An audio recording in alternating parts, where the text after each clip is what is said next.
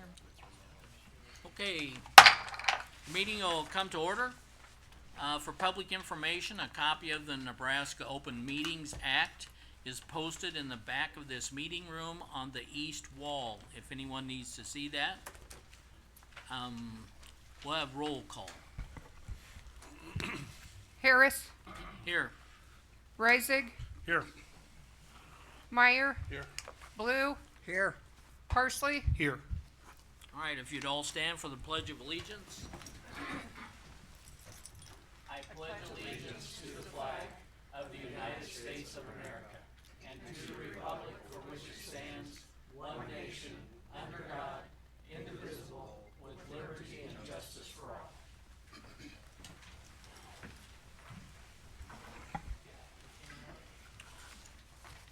Okay, I'd like to always remind everyone that this meeting is being recorded to be broadcast at a later date. Remember, whoever wants to speak, once you're recognized, you should come forward to the podium, speak directly into the microphone.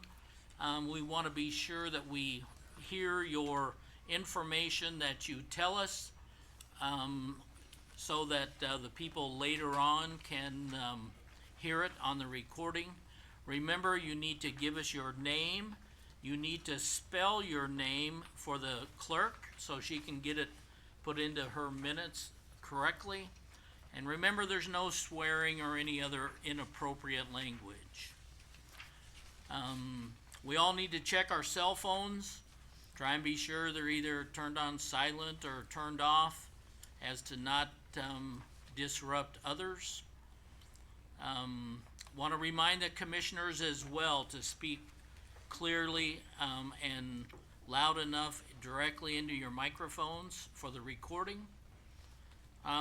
We think we have a lengthy meeting this evening. We certainly will be taking, I believe, one break. We may take more than that, but if anyone up here feels that we need to take a break, let me know and we'll do that.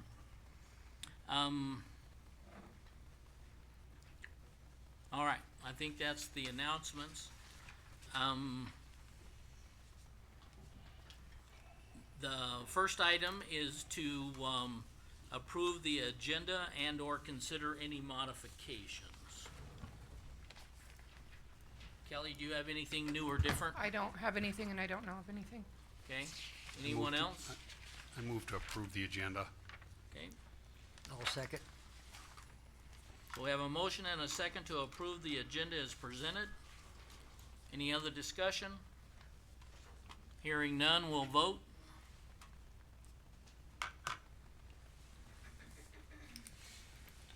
You have 5 yeses. Motion's carried. We'll go to the next announcement item, which is the board reserves the right to enter into a closed session if deemed necessary. Tonight, I'm not sure that we have any specifically on here that talks about anything in executive session, but if there comes anything that we think needs to be done in executive session, we reserve the right to do that, as we always do. All right, next item is the consent agenda. The consent agenda is intended to be approval of several items with one motion.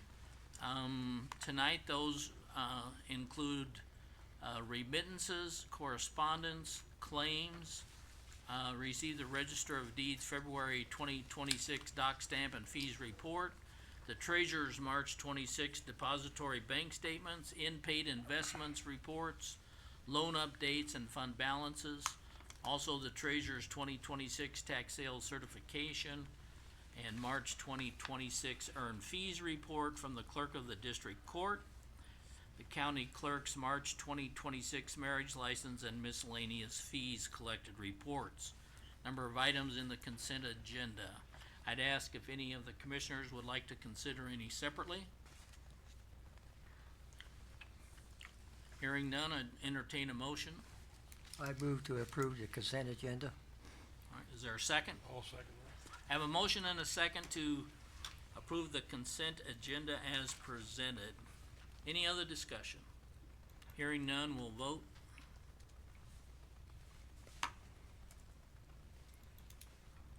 You have 5 yeses? Motion's carried. We'll go on to the next item, which is Board of Equalization. We'll need a motion to go into the Board of Equalization. I move to go into the Board of Equalization. I'll second. All right, I have a motion and a second to go to Board of Equalization. Any comments or questions? We'll go ahead and vote.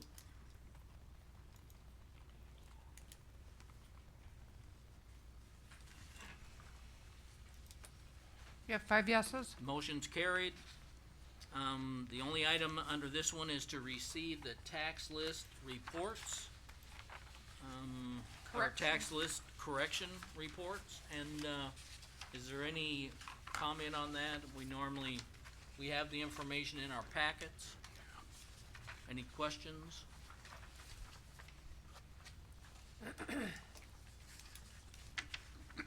Hearing none, I'd certainly entertain a motion. I move that we receive the tax list correction. Okay, is there a second? I'll second it. All right, so we have a motion and a second to receive the, tax list corrections. Any other discussion?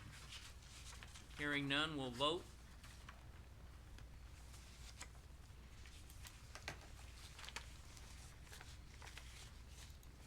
You have 5 yeses? Motion's carried.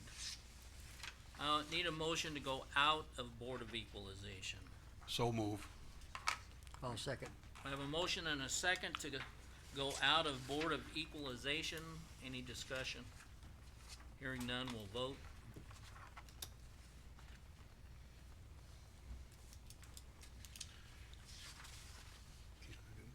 There you go. You have 5 yeses? All right, motion's carried. All right, we'll go on to the general agenda items. The first item this evening is review and consider for approval the subcommittee bylaws for West Nebraska Sports Council, a subsidiary of Scotts Bluff County Tourism Committee. And Brenda Lacey's here to discuss that. Brenda? Yes. Thank you. Last time, I was not here. I was ill, and Melissa Price was here, so I visited with her and then also Jason to discuss the things that you were concerned about. So I hope we got everything addressed now.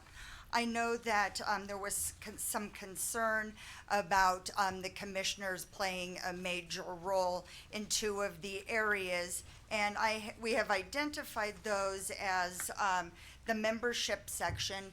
So that means that if we were to replace someone on that committee, that the commissioners would have the final say. That's the same process that we use for the tourism board, so it would be the same for the sports council. And then the final place is to amend any of the bylaws. So we there again made it very clear that any amendment to the bylaws would come to the commissioners for final approval. So those are the 2 areas that we worked on and perfected. And Jason did change just a few other little, as and ins and that type of thing, but it didn't really change the flow of anything too much, so. Remind me, Brenda, did we approve all of the committee members on that sports council, did this board? Yes. We did that, okay. Yes, the All very right. first group. That would have been June of 2025. Okay, I couldn't remember. Yes.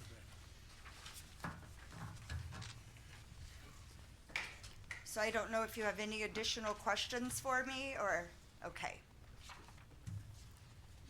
I know that last part about the amendment of the bylaws was one of the most critical items, and you've got that fixed, it looks like, Yes. so. Yep. She did. I think the 2 sections that came up were section 2 membership design and then, amendment to bylaws and both of those requested changes were made by Brenda. Okay. Any other comments or thoughts from the audience or the commissioners? All right, hearing none, is there a motion? I'll make a motion to approve the subcommittee bylaws for the Western Nebraska Sports Council as presented. I'll second it. Have a motion and a second to approve the, bylaws as, presented to us tonight. Any other discussion? Hearing none, we'll vote.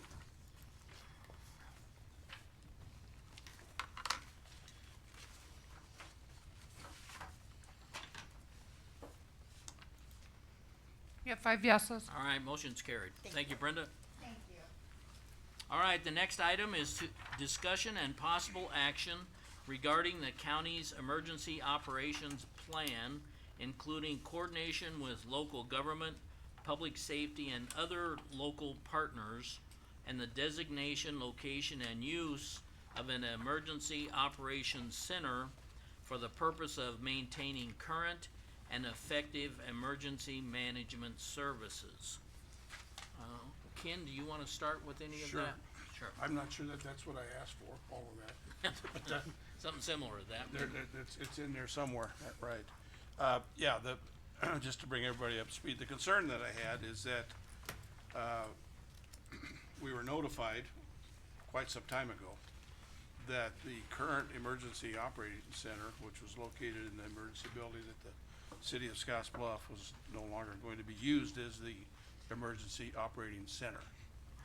But, I was also under the understanding that we could use it until a different location was found. And then I found out down the line that that's not even true either. That we're not supposed to be, it's not supposed to be in there for whatever reason. I did have a nice visit with Rob. Thank you for the information, bringing me up to speed on all of that kind of stuff. But I still have the same question. Where, if something happened tomorrow, half of Scotts Bluff, half of Westport got wiped out with a tornado, where is the emergency operating center? Where would it be located? And Rob, you and I talked quite a bit about some options, which were good options, really good. But I still don't have an answer of where it would be and how it's going to operate. No, and those were great questions and great concern on that. To answer that question right now, I think our best bet. For the record and the recording, name and how to spell it. Yes, my apologies. No problem. Rob Crowder, Crowder. I'm the Region 22 Emergency Management Director. Thank you. To answer your question, I think for our best bet right now, between mobile command and this room is probably our best bet for an EOC. We've been exploring some other avenues. I've got a little packet here that I put together this afternoon.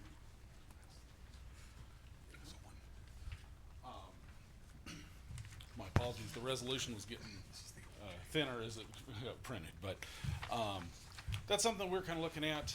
We've thrown it around. My board, or the Region 22 Management Board, allocated around $40,000 to start this project. We were getting ready to start it in the fall. Jay got me a building or a quote for materials and stuff. We were almost to the point to come to you guys and get the final blessing. But unfortunately, I know there's an email that went out in October talking about really not spending money for the time being, and between October and April, and that's kind of where that's been since then. But if this location is in the old jail right across the alley, it's operated underneath the backup generators that we already have and all that. So if going forward, we would like to maybe renovate that space, and then we'd have one that we know we can't be kicked out of. I talked to Steve here a couple weeks ago, and he's in the process of getting me some updated numbers, because the original building list we got was fairly lengthy. We're just looking at trying to get that room in order right now versus trying to build out offices and stuff. So that's kind of where that's at. If you guys have got questions, I'd be happy to entertain them. So when you first came up, you were talking about using this room as a temporary Yes. until something happens Yep. over there. And you did apply for a grant? I've applied for 2 grants, one under the 2025 fiscal year through Homeland Security, and one under the 2026 And Homeland what's the Security. amount of those grants? 150,000 each. Which would be plenty to do what we wanna do. More than enough, and that was another reason we wanted to drag our feet just a little bit on it, because if one of those would have come through, especially the 25, then we would not have to use our local budgeted money, we could use federal funds. Sure. But unfortunately, especially DHS has been shut down for most of the last 6 So, months. there is a possibility to receive both of those grants Absolutely, at $150,000 apiece, yes, sir. which would be, okay, I got you. I got you. Getting back to the original question. Yep. What needs to happen in here in order to, again, tomorrow the big one hits and we designate this area as the EOC. Right now, I What- don't know, I'd have to speak with, John Ernie in detail a little bit on that. I don't know that we'd have to do a whole lot. We've already got good comms and, telephone stuff in here. It wouldn't be ideal, but we could definitely make it work. Yeah. So, Well, better than none. Absolutely. Absolutely. Yeah. No, Better absolutely. than not having one that we can say, this is our EOC. Yes, yep, And understanding that sometimes EOCs move, they may not always be in the same place, but Absolutely. nevertheless, that was my concern. The other concern that I had was not getting the update on it and where we were, as I say, the last conversation I had, we were still gonna use that one on a temporary basis. Yep. Until we found something. of well, our own. and I was under that impression as well, that, Yeah. maybe not preemptively, but in the event we had a major incident, we could still Right. fall back to that. Okay. That was, the understanding I was under, but, it sounds like that is different than that, so. That's what my, which has kind of got me concerned, I guess. Absolutely, no, and that means we can fall back and use this room, as needed.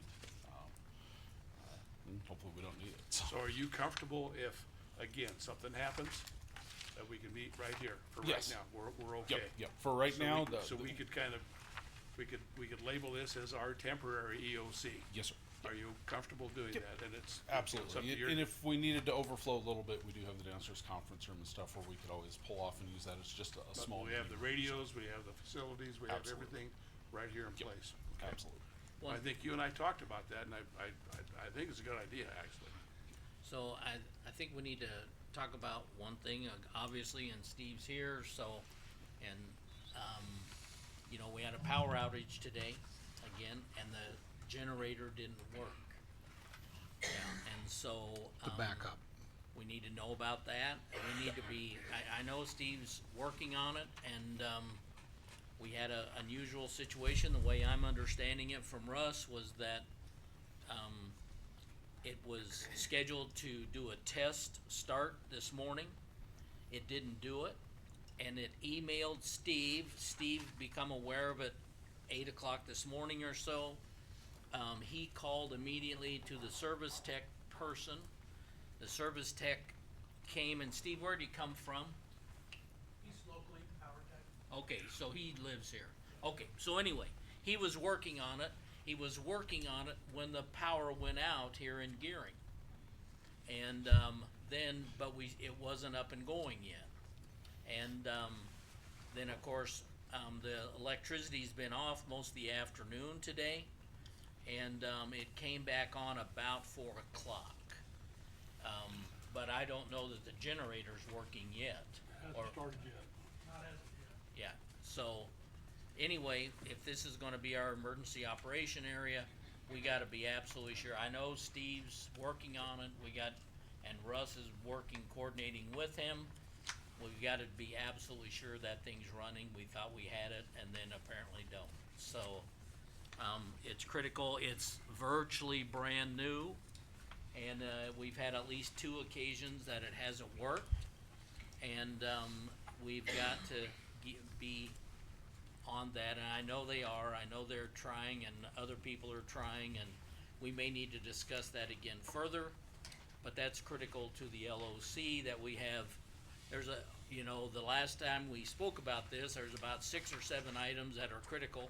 Number 1 is a generator, and, it works, and the electrical, and then the communications stuff that's, critical, and the restrooms and the other regular logistical stuff. But anyway, I believe that this room can work almost every time. I know that, when we had the, I'll call it blizzard with the power outage in Gearing at that time, and we used the LOC in Scotts Bluff, that it was relatively full at that time, and we had a big group over there, Yes. so. Kelly, who all has keys to this room in case it's at night or something we need to get in? How do we enter? I do. Me and Robert, as far as I know. I've got- Well, obviously Steve and his guys I've got a key too, Kelly, to the commissioner room, to this room here. and John Ernie's raising his hand. Okay, just so we know who to get a hold of. That's pretty important. Okay. Well, I ought to get Rob one if this is our temporary.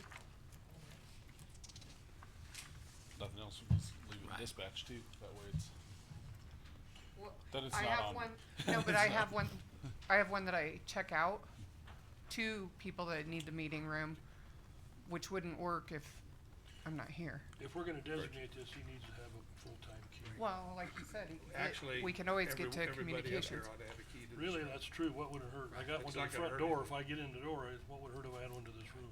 Well, we have access to every other place except the room that we meet in. Yeah, I I know. just- That's something else. That So doesn't wha- make any sense. during the day when I get here, I go to Robert's office, Kim Lang, normally lets me in. Sometimes Kelly has let me in. I think each of but- us up here ought to have one. Yeah, there's no problem with that, and then I told Kim, since I'm kind of a lame duck, I didn't know if I needed one all that bad, but, anyway. Doesn't hurt anything for the commissioners to have one, I think is probably be a good point, so. We could just make a list of things you need to turn in when you're done with your There term. you go, we can just add that to it. Yes. Alright, anything else on this item? Ken particularly, you have anything else? No, I think, as I say, and I think I reported last meeting that Rob and I had a conversation. He cleared up a lot of things, and I appreciate the information, which was information I didn't have before I called you. Obviously, nobody had the information. Everybody was kinda up in the air, but I feel better about it now that we have a place to come if we need it, it'll be here. I like the idea of if the funds come and it's available, to move over here. It's gonna take a whole bunch to knock that building down next to Well, us. that's a good building. It's a good, it really is a good Rob, building. is there anything else that you can visualize that we need in this building to keep contact with, the operations, anybody? I mean, radios or any kind of connections, wiring? Is there anything we need here? No, Make I sure- think you in get here we're all pretty, you're gonna have is a cell phone. yeah, I think we're pretty good in here, right now. Up here, cell phones work pretty good. But if we Can you need, do it all with a cell phone? if we You need got a state call? radios, they work well in here as well, so. Rob, what kind of a, timeline are you looking for this grant? When do you expect to hear? I have absolutely no Yeah. answer to that.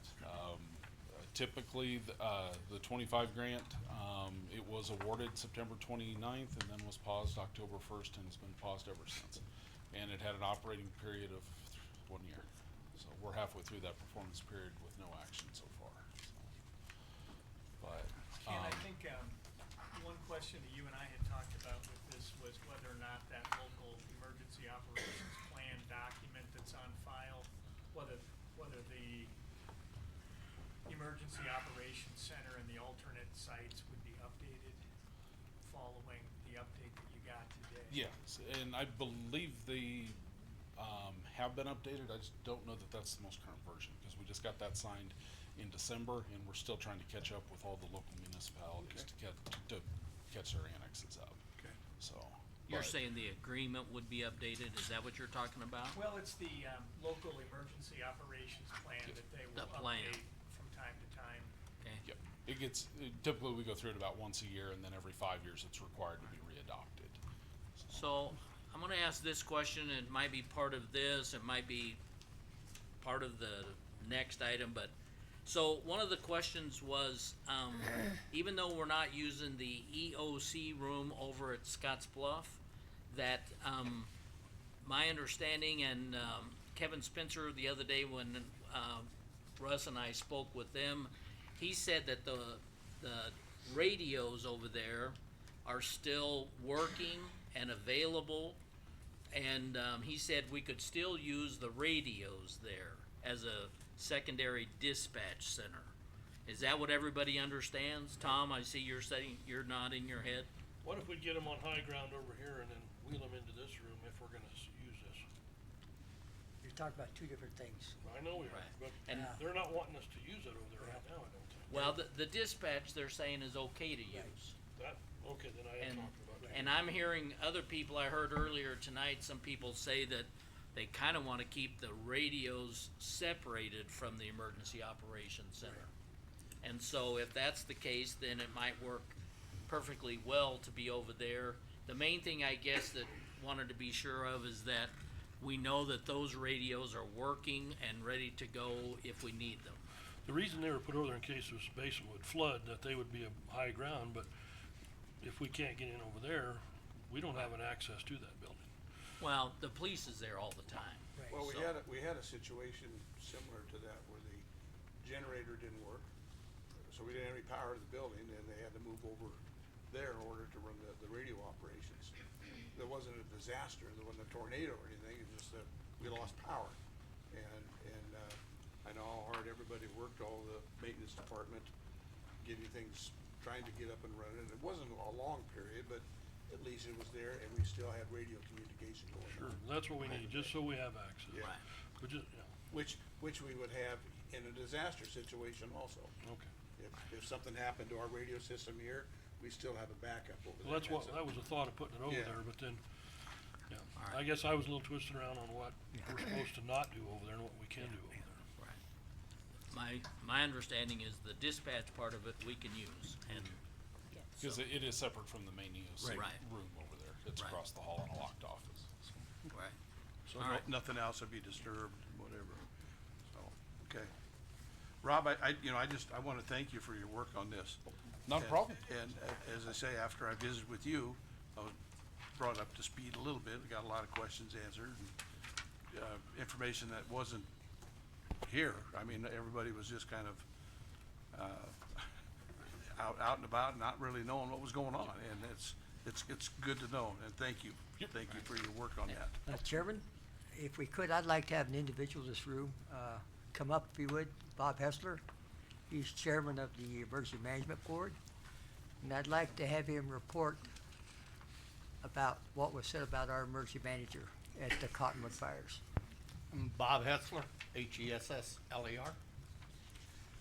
I responded on that Thursday night with Rob when he called me to tell me that he was going down to work that fire.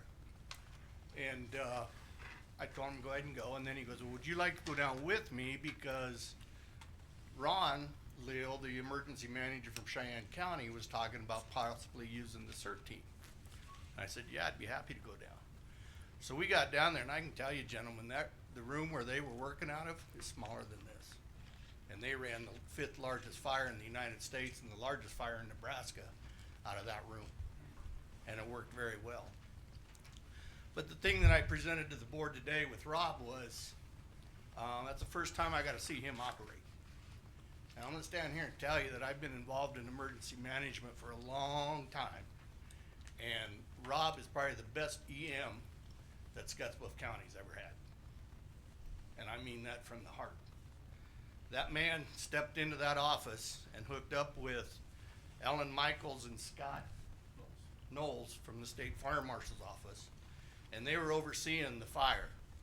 And Rob stepped in and immediately started taking action in doing what he knew how to do, and he was contacting his people in Colorado and getting trucks responding from Sedgwick County and what were the other ones, Rob? And he had trucks on the way from Colorado to assist. And the man's knowledge is unbelievable, what he's got, the capability of handling.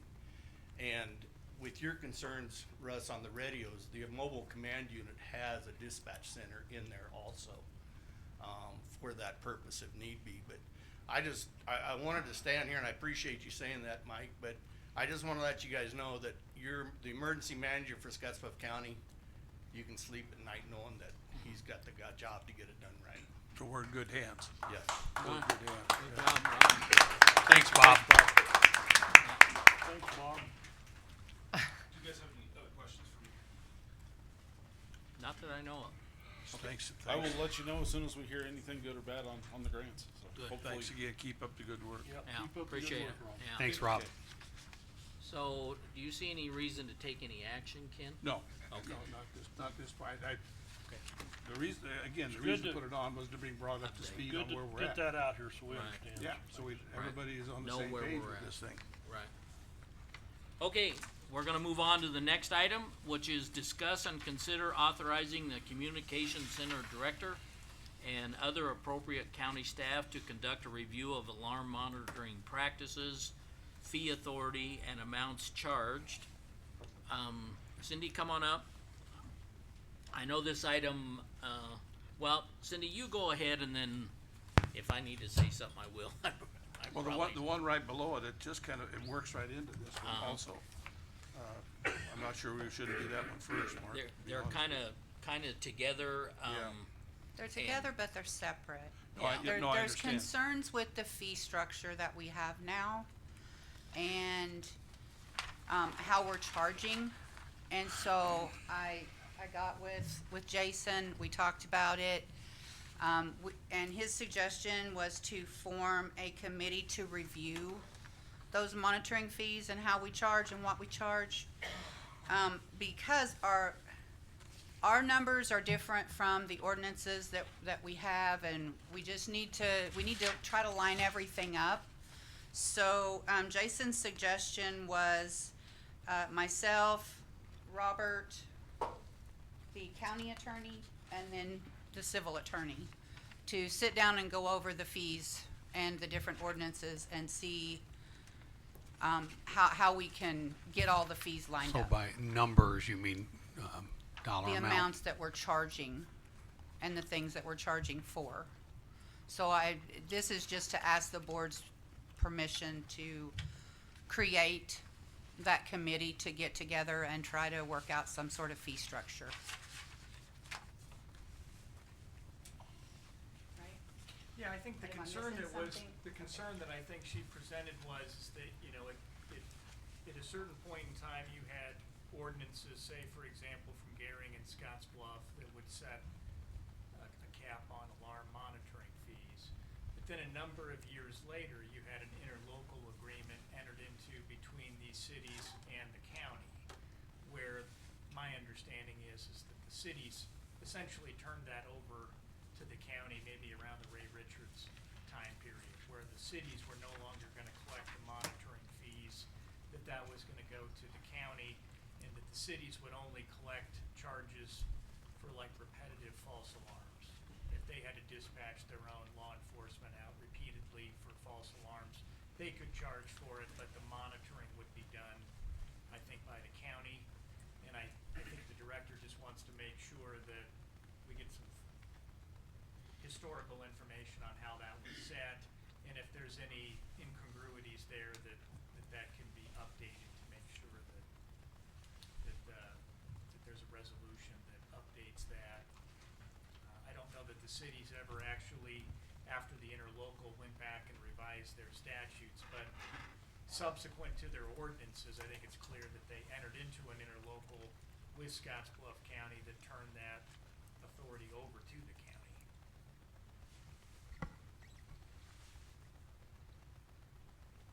I don't see this as a very lengthy review, but there just wasn't time to get all that historical data before today's meeting, so that was just a suggestion that if the board wanted to approve the communication center director, Robert, the county attorney, civil counsel, if needed, that we could review that to make sure that that's updated properly. And I don't have a I think we should have turned the two items around, on the agenda. And I would move to form the committee, but I still have a lot of questions, which would be on the next agenda item. My question is about before that, are there anybody still using our services? Very few. So is it? We only had, well, that's my next item. Right. I need sure, to that's wait, what So I'm right? just saying, Okay. is there a need to do this if we don't have anybody using our services? well, I guess my question's gonna be, if we take any action under this next item, can we also, still take any action under this item? Can we table it until till we're done with the next item? You could do that. Okay, Okay. so let's have a motion, to table this item. I'll make a and- motion and- to table it. And we'll move it below the next item. I'll second. All right, so we have a motion and a second to table this item and then, bring it back up after we consider the next item. Any other discussion? Hearing none, we'll vote.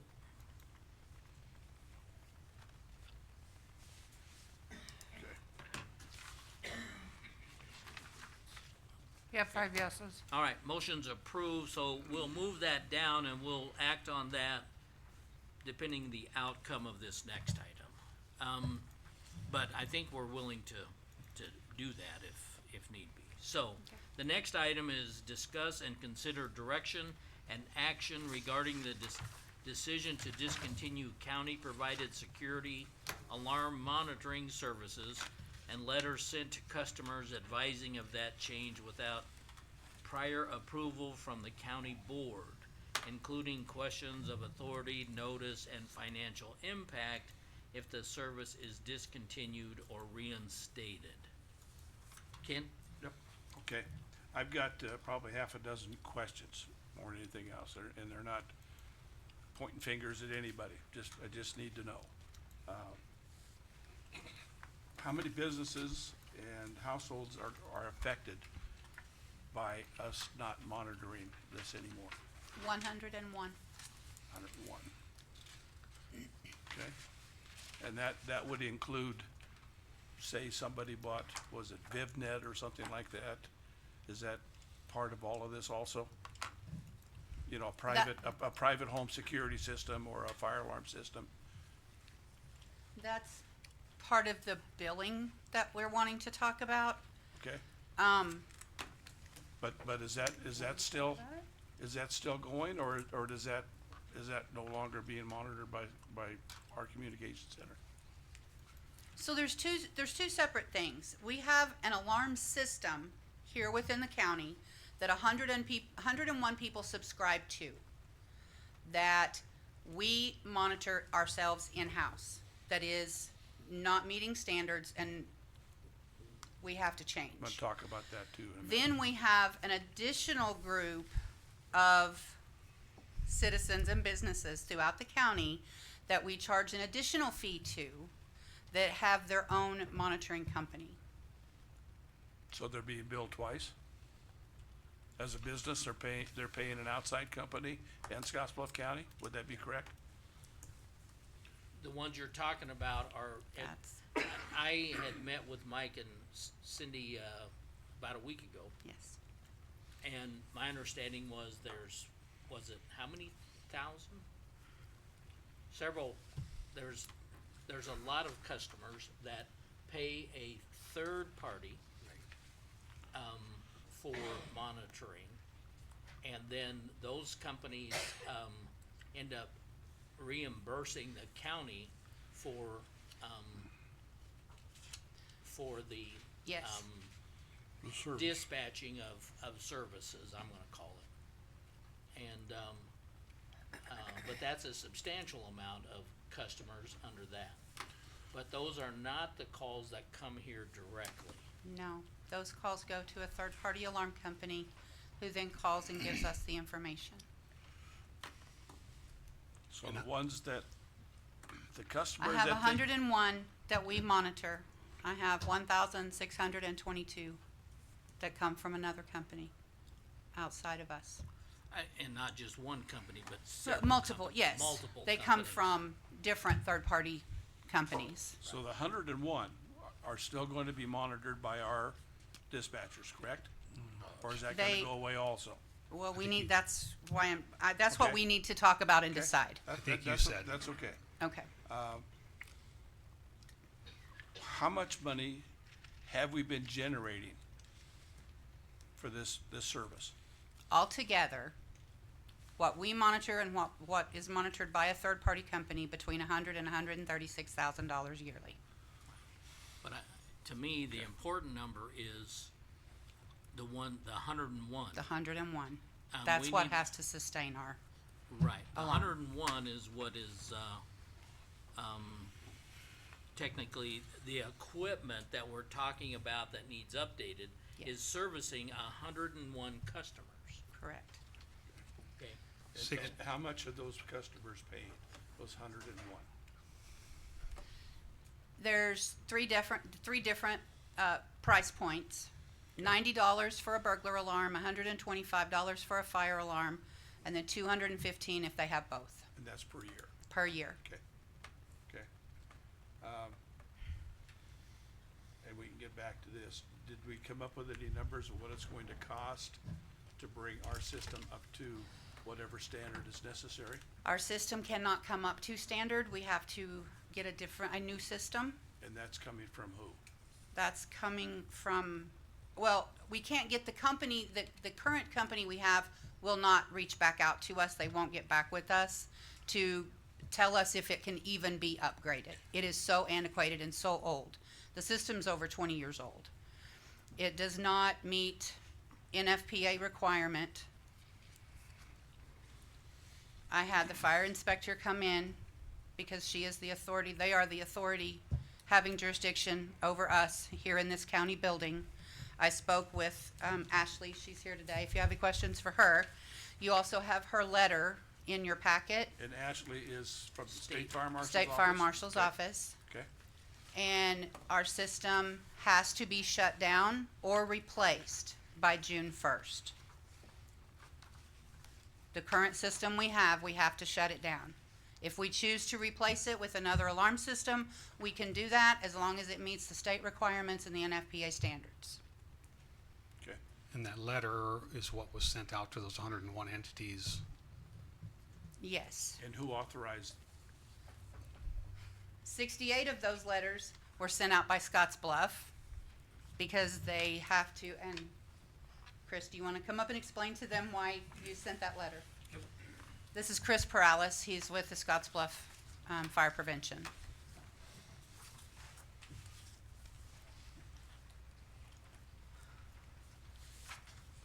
Good evening, Commissioners. CHRIS PERALES. Thank you. You're welcome. Thank you guys for having me here this evening. So, to kind of touch base, the current system that they have right today is MicroKey. MicroKey is a virtual piece of equipment. So, this is my cell phone. I can hold it in my hand. I can reboot it. I can do whatever I want with it. MicroKey that the county has today is a virtual piece of equipment.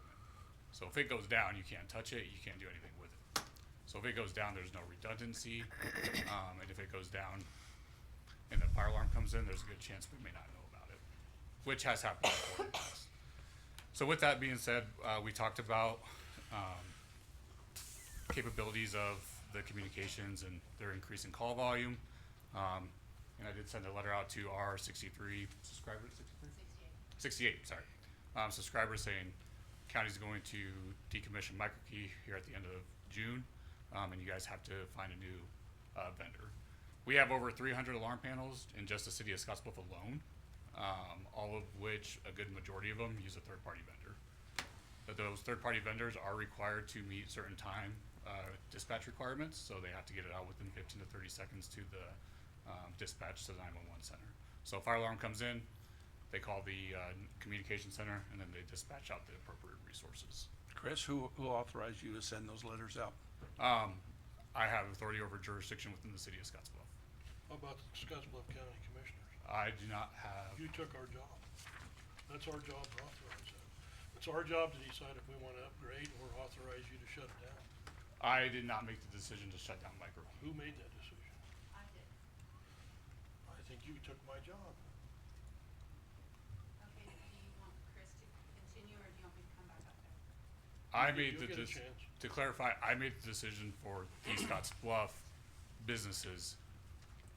I sent a letter saying this is MicroKey's being decommissioned, because of lack of redundancy and, things of that nature, and it's antiquated, and that they have to find a third-party monitoring company, which At what particular point do you think this board should have been involved in that decision? Let me ask one question before that, Ken. When did you know that they were gonna shut this down? in June. How long ago did you know this? When did we meet? January. So Would've from been a good- January till today, now we've got 2 months in June and we're gonna shut it down. Would that have been a good time to have somebody come before this board and say, here's a problem, folks? Now, and I'll admit that it was, I don't remember how long ago, it was back in the prior director said that we have some equipment that's gonna need to be replaced and, nothing real specific that I can remember. But at some particular point, do you think that maybe, let me turn it around, Let's say an employee from the county decided to do something that affected the city of Scotts Bluff. And we didn't go before the city council at the city of Scotts Bluff. How do you think that'd fly? So for clarity, I did not make any decisions on behalf of the county. I enforce fire code for the city of Scotts Bluff only. Right. And I have the ability to tell them, our business customers, how to meet fire code and what to do for the fire code. The state has given me that ability as a delegated official, and the city of Scotts Bluff has their own locally adopted fire code, 2018 International Fire Code. And I'll admit, Chris, none of us up here are experts in what Absolutely not. what we're doing. The biggest problem we have is we've got $136,000, which is no longer going to be generated by this system, okay? We've gotta make it up. That's a budget impact with us. That's a budget impact on Cindy's budget, okay? Not saying that once it's all said and done, everybody would agree, yeah, we've gotta do something, whatever it is going to happen. The biggest problem that I'm having, and I'm not speaking for the other 4 of us here, the biggest problem I'm having is that we knew about this back in January, and it was 2 meetings ago, was that when it was, Cindy, when you had brought it up, when we talked about it? 1st of March was the first time that we really got involved with anything. We didn't know nothing about it. And then the next thing we know, I got a copy of a letter to Minnetonka Public Schools, letting them know that you're kind of out of business, folks, sorry, we're not gonna monitor it anymore. To me, that's something I think this board need to be involved in and I'm not pointing my finger at you, don't get me wrong. But Well, I want to reiterate, I did not make any decisions on behalf of the county. I made the decision on behalf, as someone who sat in the meeting with the county, okay, with county representatives that said, hey, we wanna decommission this because it's unreliable. I sent letters out to just the city of Scotts Bluff. I did not send any letters out to anyone outside of my jurisdiction. So the 68 of those, letters were under your letter, or under your name? That is correct. Okay. And I have jurisdiction in the city of Scotts Bluff. I can do that. So, one of the things I learned a week ago was that, there was concern that some of the, calls coming in to our dispatch center was not coming through. And that prompted part of this discussion, was it not, Chris, that you became aware that some of the phone calls weren't getting through the system? And someone used the term the other day, the term of if the calls were coming out on a copper hard line, they were more likely to come through. And if they were coming to us on a cell phone or some other type of either fiber or something else, that some of those calls may not be getting through. They And can't that- get through. And wasn't that part of your concern when you, were telling people, hey, we have a concern, not all calls are going through, and, that's when I'm assuming that that's what helped prompt this with your talk with Cindy, which then ended up, I believe the short version of this story, the way I see it, is you're talking 136,000, but to me, that's not exactly correct. The ones that are significantly affected here is 101 customers, not the others.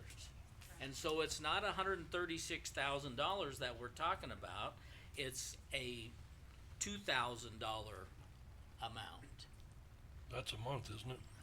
No, that's per year. per Huh? year. That's Per a year. year. Per year. And so the point to that, I think, from what I understood, was that $2,000 wasn't going to nearly cover any kind of an upgrade, is what I thought I was understanding the other day. No.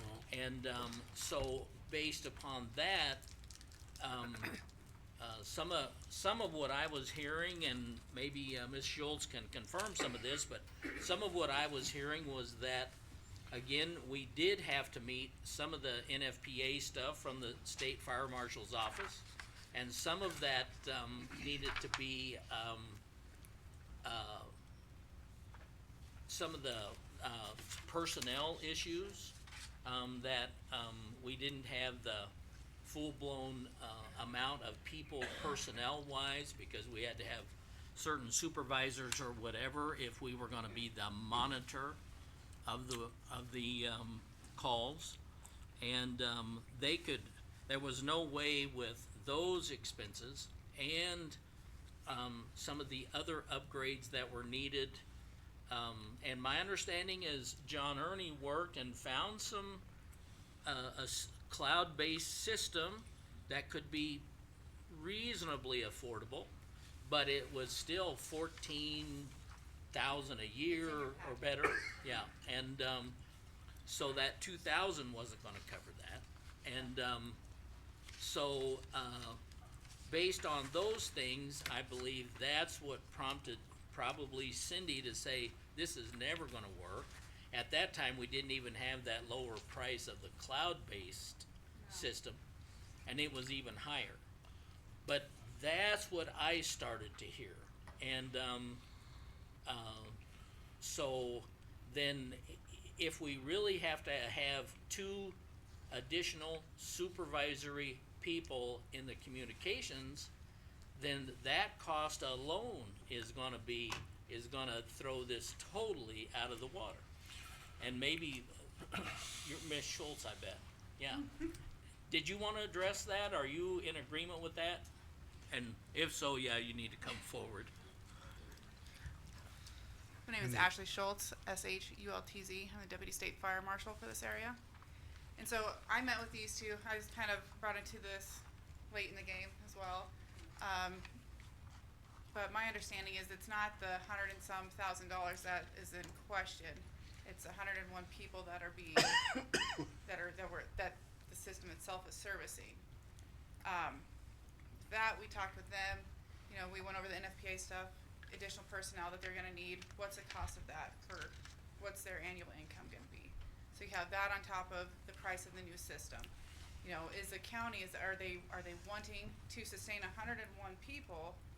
Are they wanting to add all that extra into the budget? I'm not here, that's not my job, that is your guys' job. My job is to enforce NFPA codes. Gearing does fall underneath the state of Nebraska, so that's why I have authority over them. That's why I met with them. NFPA 72 is what we'll have to follow, because the actual, NFPA 12, 20, well, I think it's, 21, 12, 25, Nebraska has not adopted those codes yet, but that 1225 and 1221, those are actually geared to communication centers themselves. We do advise that, you know, there's important stuff in there that they need to follow, but as a state, I can only enforce NFPA 72. So that'd be like the fire alarm, and the receiving station part of it. So, I've also heard, comments that several of the larger, communication, what do we call them, PSAPs or? PSAPs. Communication, locations across the state have been, phasing their equipment out because of these same things. Would you be able to confirm that? That I could not be able to confirm. Chris, I don't know if you have talked to a few of them. Anthony Murphy, I'm sure most of you guys know the name. He used to be in my role several years ago. Right. He works for the city of Hastings now. The city of Hastings 911 center is going away from monitoring just because of liability risks, and to them it's not I don't know what the revenue stream is for it, but to them, it's not worth the, headache and liability of monitoring. City of Lincoln's also gone away from it, Omaha has as well, so. So even those largest of cities in the state have gone away from it. Yeah, and when I first met with Cindy, so for clarity, I never once said that the county can't monitor. No. I never once said that. He said his 68 people can't be monitored by us anymore, which only left me with 33 people being monitored on our system. And that was mostly because of lack of redundancy. And I came to Cindy to say, hey, if we're gonna keep doing this, we have to get our people trained, because Cindy has, what, 0 dispatchers trained on microkey? And I guess, oh, sorry. Okay, as my concern with it when I was brought into this is that there's, how many alarms, did you go back through and see how many alarms that did not come through? That's a problem. That they're not receiving until somebody's going back and looking through the log and being like, oh, this never came through. That's my concern. Okay, were you called in, or or was this just a routine inspection you did, or? Nope, I was brought in because she was wanting to get all the information that she needed Okay. for you guys. Cause she wanted to make sure that she was understanding the code. And we also had Nathan Flowers meet with us as well. He's the fire chief for City of Gearing. So we were all on the same page. And so we Okay. wanted to make sure that we were helping her to get the best knowledge so she could understand what she was needing to meet. Now, these calls are gonna go out to a third party, right? Mhm. Now, where do they go after that? They come, yeah, they We're come. not certified, we can't handle it. We're not gonna take it. Now Alright. what? What are we gonna do now? Their job is just to dispatch it out. So, That's what we were doing before. We were doing the No, same thing. no, What was no. the difference? no, the 101 customers that we're talking about today, they're being monitored. So monitoring is defined as basically they're responsible for if that fire alarm panel goes into trouble, supervisory mode, or fire alarm mode, if it goes into fire alarm mode, they dispatch fire resources. If it goes into trouble mode, then they have to call like a technician or the business.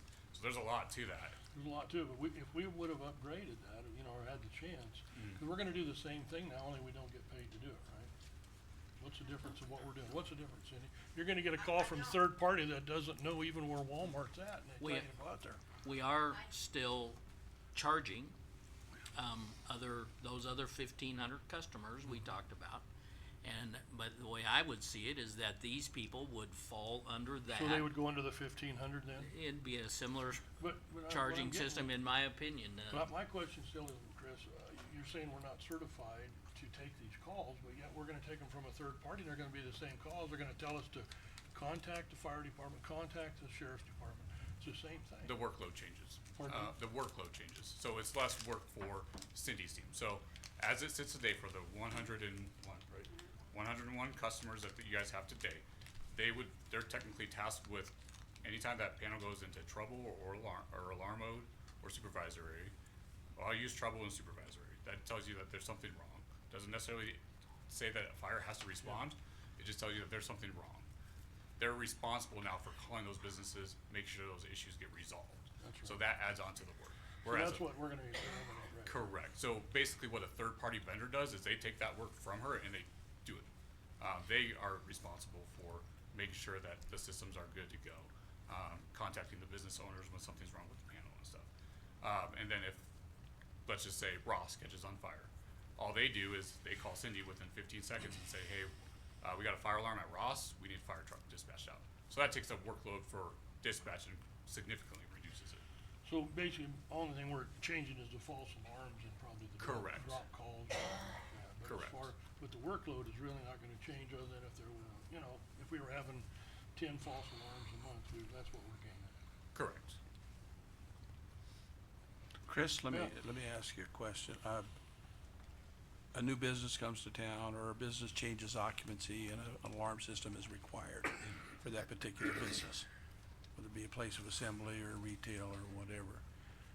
And they're required by your standard, I'm talking about City of Scotts Bluff, Okay. by your standard, that they be tied to a communication center.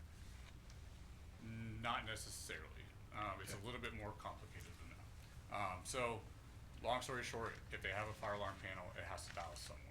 It either has to dial to a third-party vendor that's UL certified and meets NFPA requirements, or it has to dial into what we would call a central station, which would be the comm center. Our comm center Yep. here, right? And it would have to be same thing, NFPA certified and UL listed. My job is not only to enforce city code, but as a delegation of the state, I also have to enforce state code, in which of those two are more stringent. So a good example of that would be if new building goes up in Scotts Bluff and our code says the building doesn't have to be sprinklered, but the state code says it does, I have to enforce state code. Sure. So I don't tell people who they have to be monitored by. So like Nebraska Safety and Fire, let's just say that's who they signed a contract with. They want Nebraska Safety and Fire to install their fire alarm panel. Nebraska Safety and Fire comes in, puts in their panel, and I would say 95% of the time they're just having them sign a contract to go through Primar for fire alarm monitoring. I have no say in that. I can't drive them either way. I can't say you have to be monitored through the county. I can't push them in either direction. That's not mine. Okay. So with these second party, the call goes to them. They make a determination of whether or not they need to contact our communication center, or they handle it themselves. Do they have that discretion? The only time that they're not required to call the comm center is if it's a trouble alarm or supervisory, because those do not drive a fire department response. Okay. Those are just like a smoke detector. Sure, like and that makes sense Yeah. then. Okay. But they are required to call the comm center if it's like a fire alarm or water flow activation because of the sprinkler.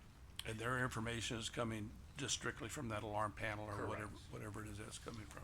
And you said, did you say 15 seconds 15 to 30 seconds, yeah. is there's what a- they have to make that call back to our communications? Yeah, there's federal standards and UL standards For that they that. have to meet for that.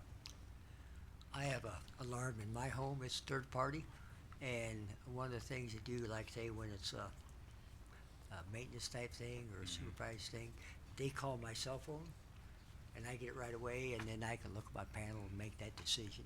Yeah. But if it's an actual break-in or fire, then it would be third party to the comm center. So, and I have two businesses in Scotts Bluff that have alarm systems. And, I think they're burglar alarms and, fire alarms. And, they call directly to communications center, and of course I got your letter that you brought to Right. my office, which was at the, and I said to myself then that, well, surely it's a better, process to call directly to the people that are gonna dispatch them out. But I think I'm starting to understand a little bit some of the complications of that, so to speak. And it certainly doesn't meet, I guess, what we're gonna call the NFPA rules. Would that be correct? And, yeah.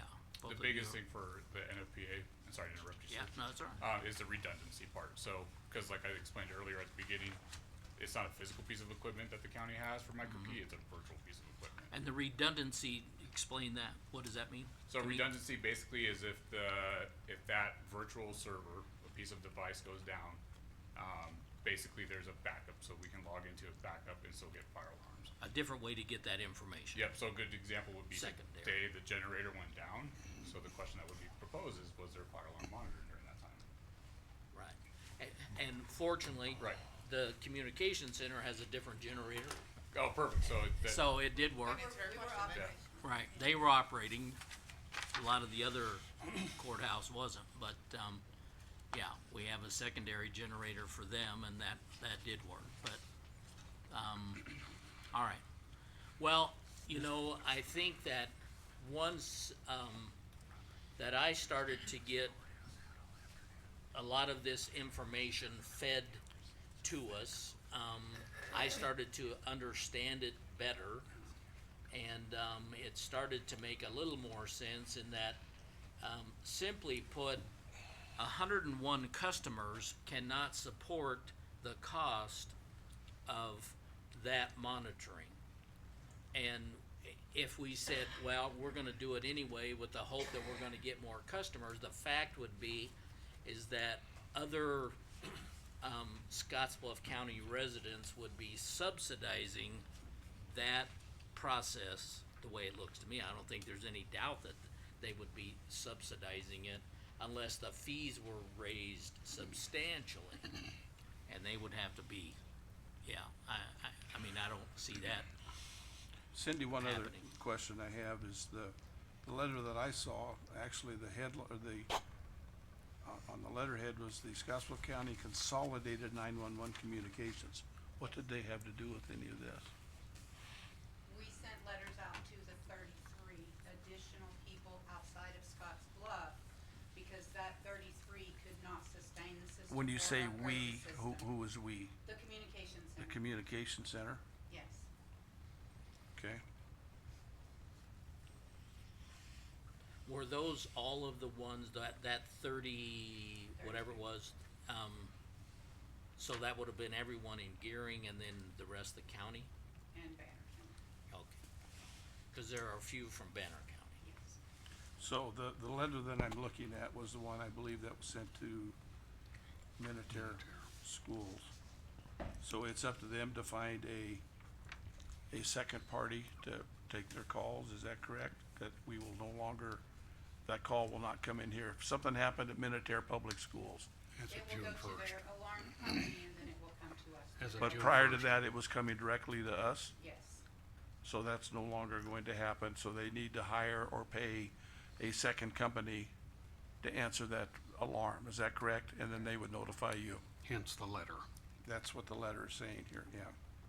And the one from Scotts Bluff also used the term Scotts Bluff County Communications Center yes. will I be think decommissioning. The letters were mirrored, Yeah, weren't they? they're So pretty we were much, delivering the same message across that 101, Okay. just a different letterhead. All right, getting back to my original question. Do you think at some particular point this board should have been involved in those decisions? I thought you hired me to make some decisions I'm not for the talking about just department, you, I'm No. talking about But the the whole. decision was mine. Okay. I'm standing here owning it, okay?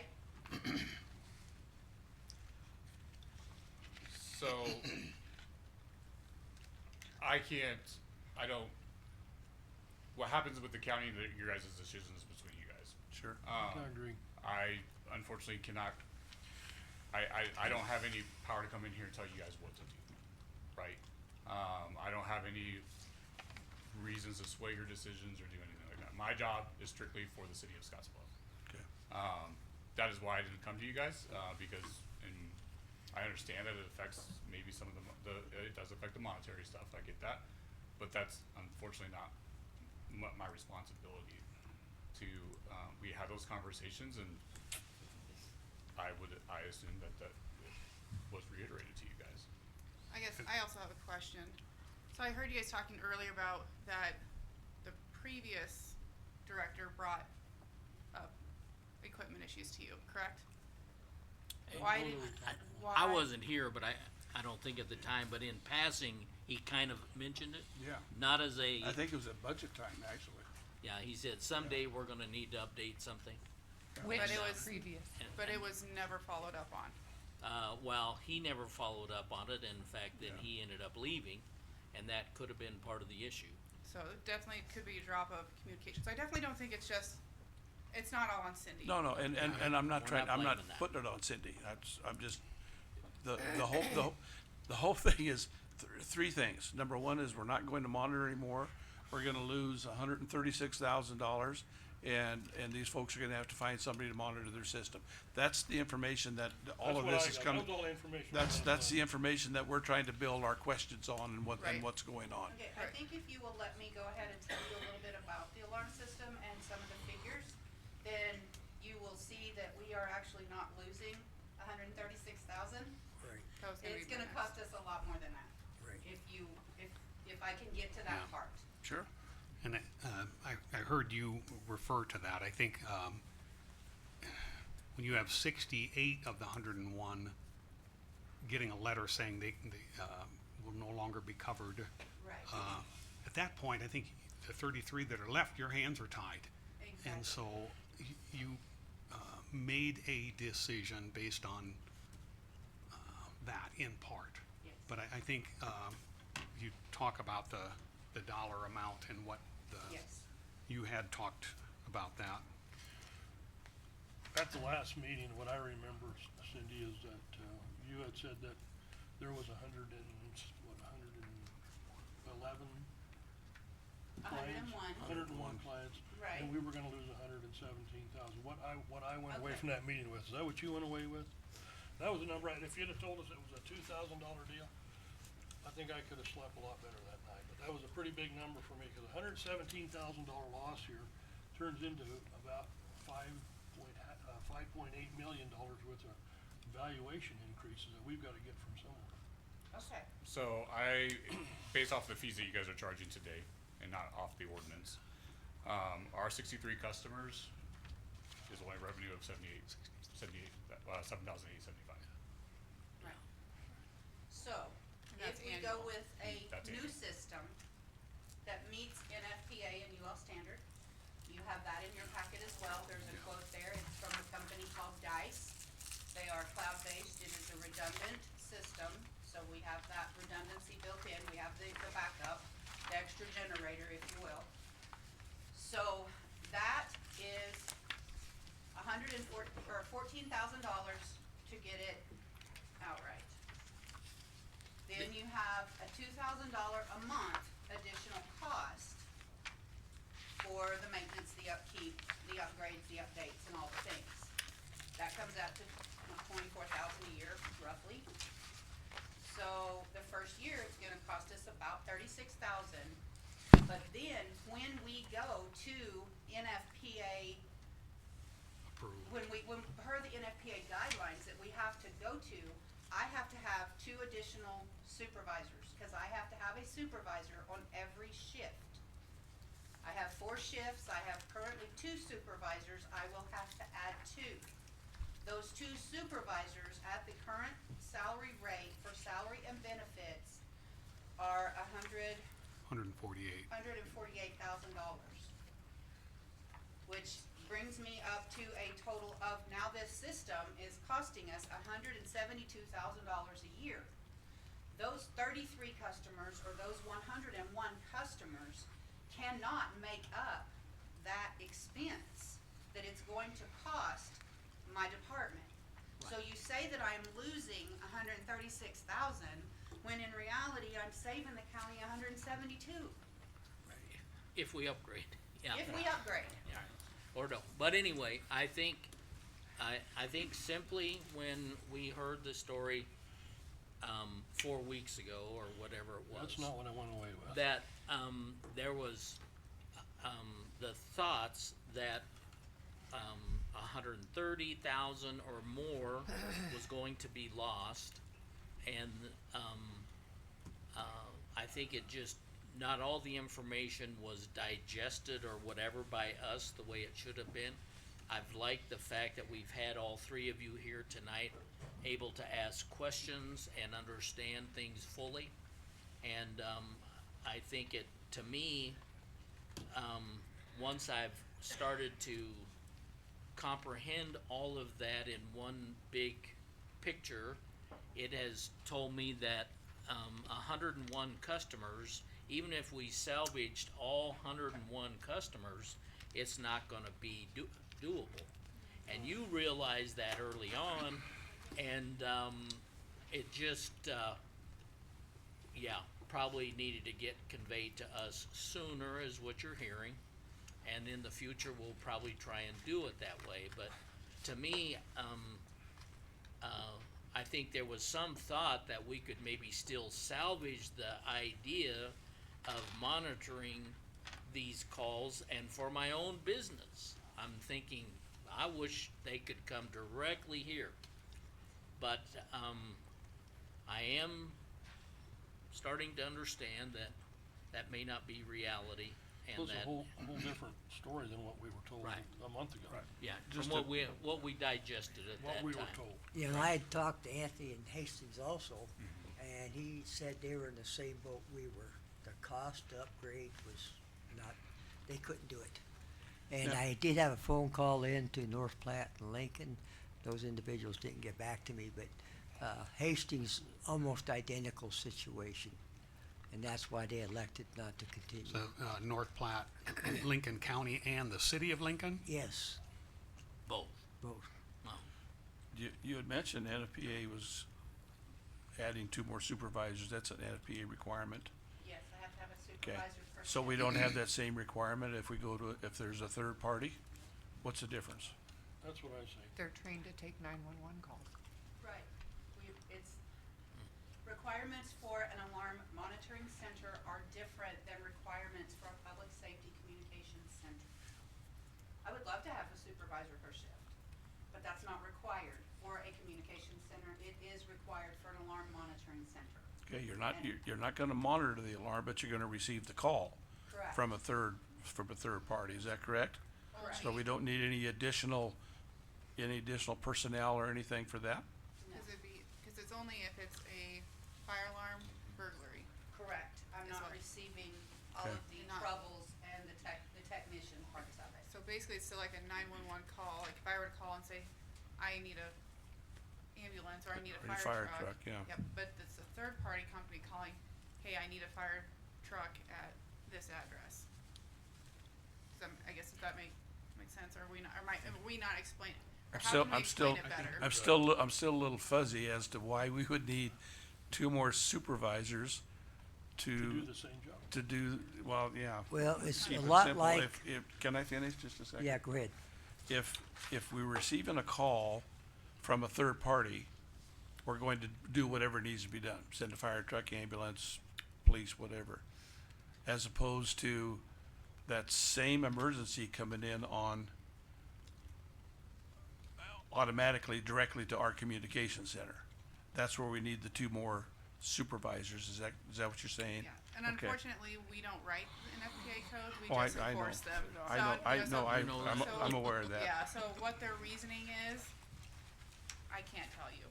You know, like I said, Chris and I, we're the authorities having jurisdiction, we get the codes, we're here to enforce them. The bottom line is that it's still up to Cindy's crew to dispatch a fire truck or an ambulance or a policeman to Yes. wherever it is. But I would also say, that now Cindy is not required to train her people on how to run a software and, things of that token. It's just taking a call and dispatching it out. She's doing exactly what they're trained to do, is dispatch, But we're already Dispatch. trained. that you're already trained to do. The dispatch. And they're currently doing I'm something. not 100% with that, but I see where you're headed I with know, it.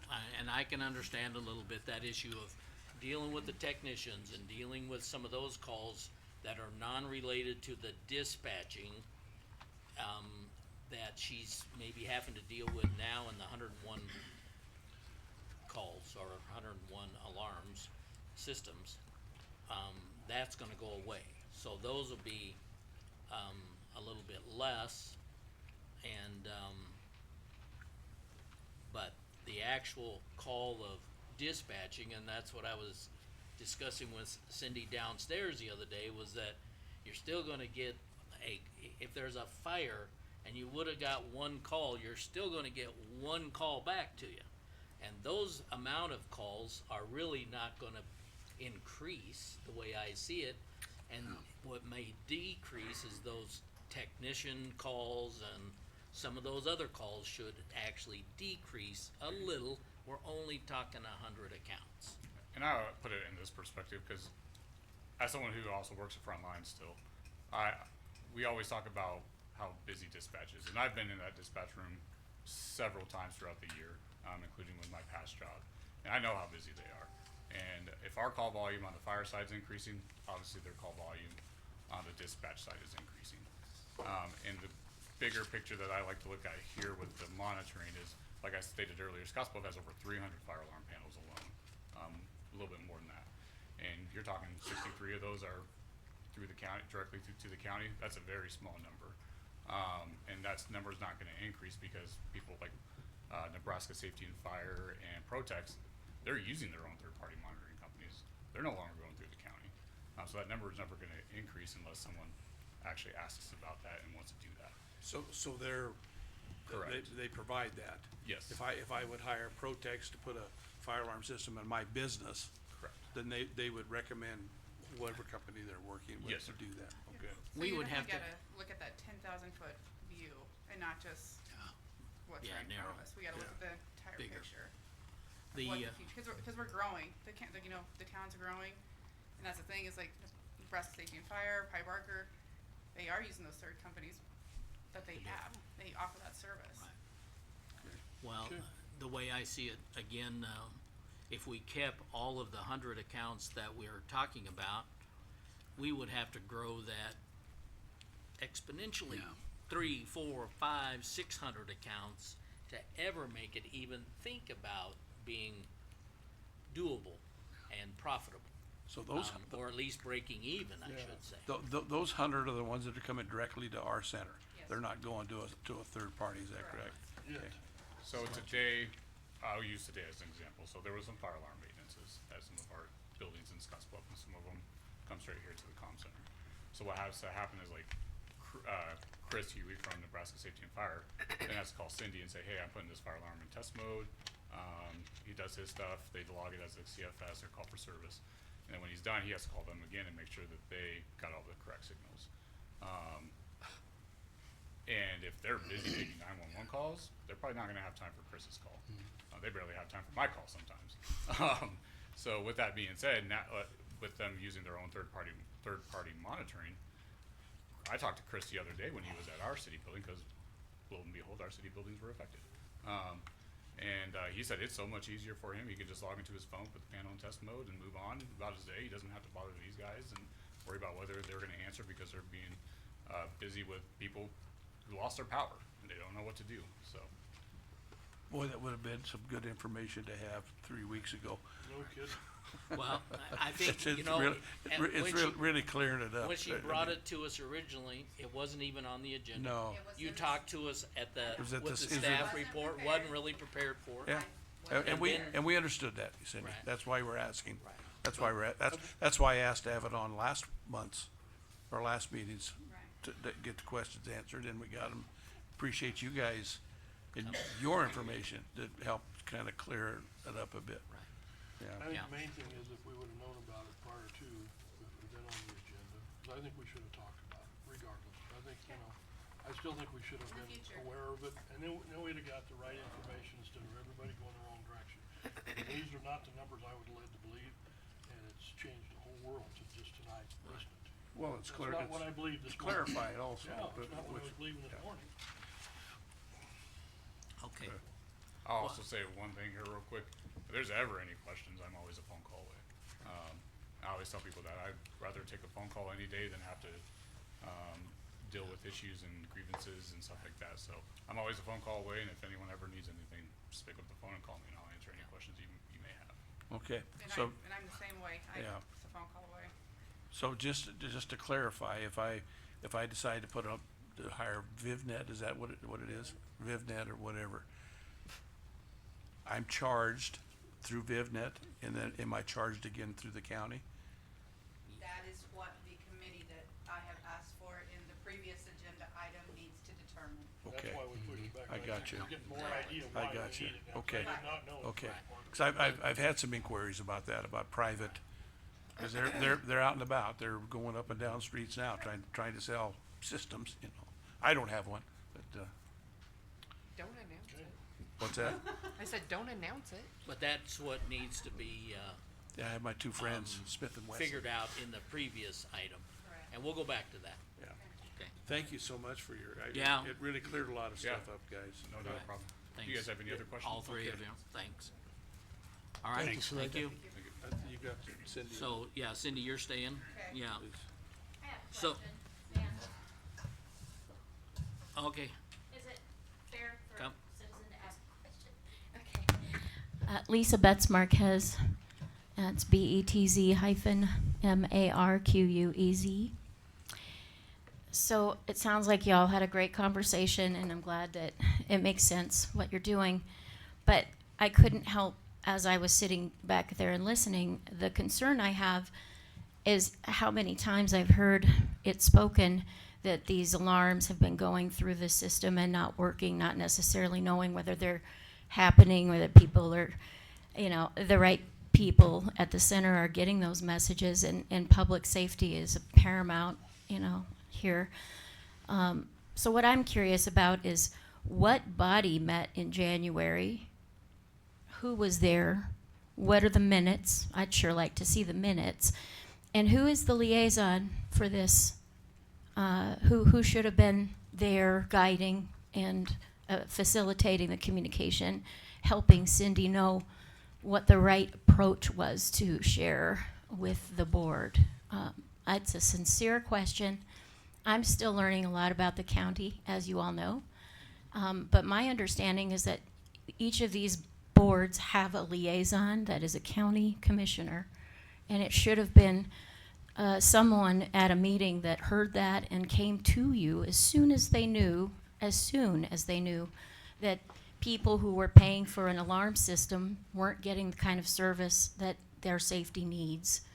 I am And the- that, yeah, thank I you. am the liaison for Mhm. that group, and I did not know of any meeting in January. I didn't hear anything about this till probably early February, and I actually invited myself to a meeting so I could learn about it, because they had meetings with fire people. And Can you that speak sort in of your thing. microphone? Yeah.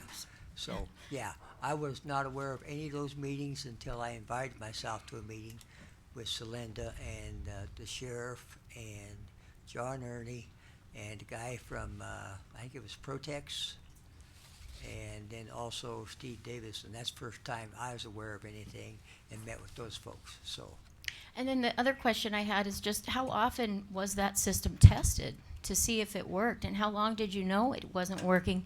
Because I'm legitimately concerned that you were paying money for a system to Well- protect your property and your safety, and people were aware that it wasn't functioning correctly, and that should be a concern Nobody for ever all of us. reported that it wasn't working. Yeah, but that's what I'm wondering. Was it tested? At least to us. You know, you didn't know about it, but who did, and when did they first know about it? And Somebody should have reported if it wasn't working. I think it should be looked into, and that's really all I wanted to say. Thank you for explaining, Mike. I do know that Rita from the sheriff's office, and I think she had assistance from Chris, and they found a system where they could go on the computer and find out if they were missing calls. That's when they found out they missed a lot of calls. There's no system in place that lets them know they're missing a call. But, so we're not taking any action on the first or the second item then? That's, I'm assuming Go not, back to the first item? you know. That's Okay. correct. No, I just had questions that Yeah, needed answered, absolutely. that's all. All right, Okay, but I need direction. yeah, I know, but hang, You're about to get it. yeah, you mean on that first item? Now we are No, I meant prepared, on I the one think, we to just talked. take action on it. On this Okay. one, okay. Yeah. Well, Am I supposed to move forward with an alarm? Do you want us to be monitoring? I believe what I'm Or- understanding and hearing here is that, we're agreeing with the idea that, we don't wanna spend 14,000 setup fee, and we don't wanna spend 24,000 a year, and for the thought of only 100 customers, and even less than that now. Well, Okay. just a second. I think we need to see an accounting of what's left after all the killing's been done here. I wanna see what is left on this, what do you had, 1,600 people? 1,622. I'd like to see what the balance is gonna be income for the county, less the 101 that you're removing. I wanna see a number on that before I won't act on a Commit to that. yes or no on that until I see that number. Before you I mean, I have no problem putting your committee thing together that you'd like to work with, but at the next meeting, I'd like to see a number I think, of what's balance that the county is gonna collect. plus Russ, I think the goal is, Jason, by the next meeting? I'm out of town the rest of this week. I think the goal is, and I know that's Cindy's goal also, is that if somebody has an emergency, that somebody's gonna be on the other end of the line. Absolutely. Whether it comes from Pennsylvania or whether it comes, I agree, right- but right I into wanna here. see the numbers here Yeah, before, and the and- question he just asked is if we wanna stay with 101 clients.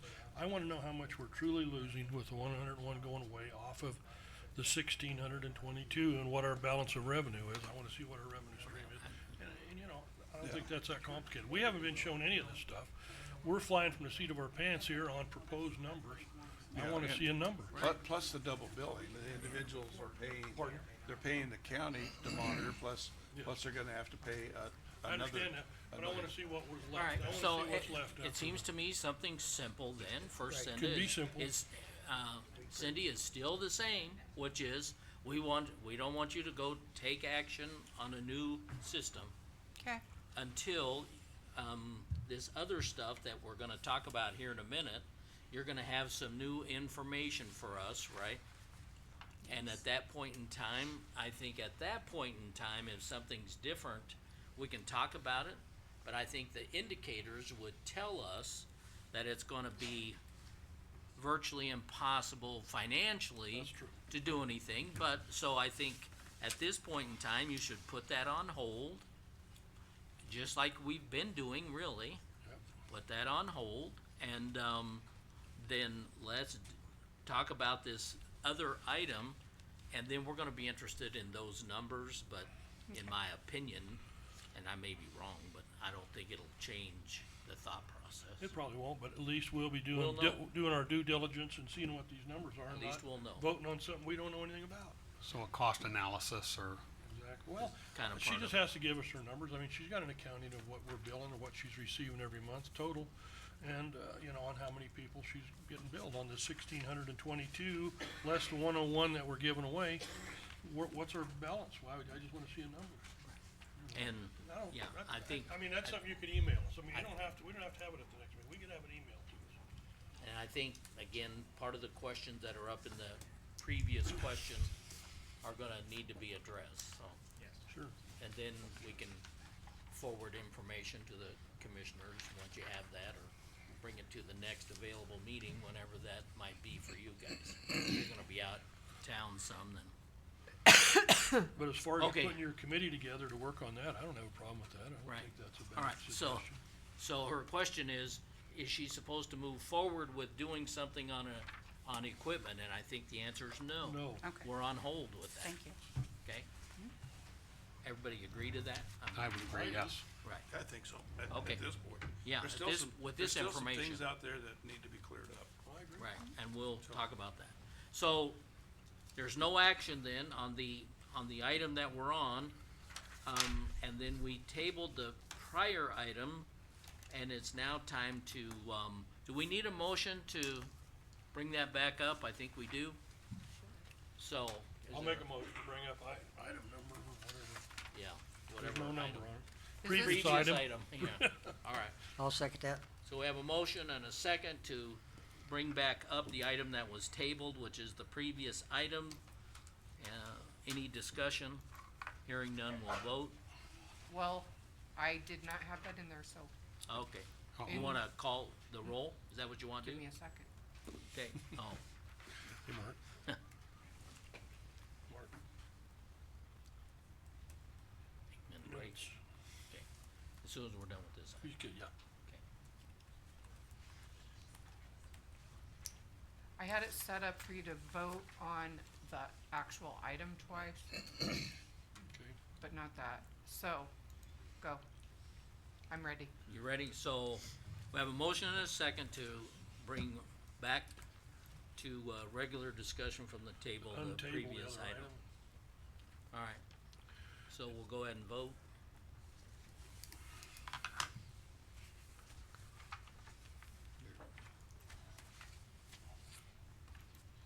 You have 5 yeses? Alright, motion's carried, so we'll go back to the previous item, which we didn't really start too much on, but, Cindy, why don't you tell us about that item in more detail?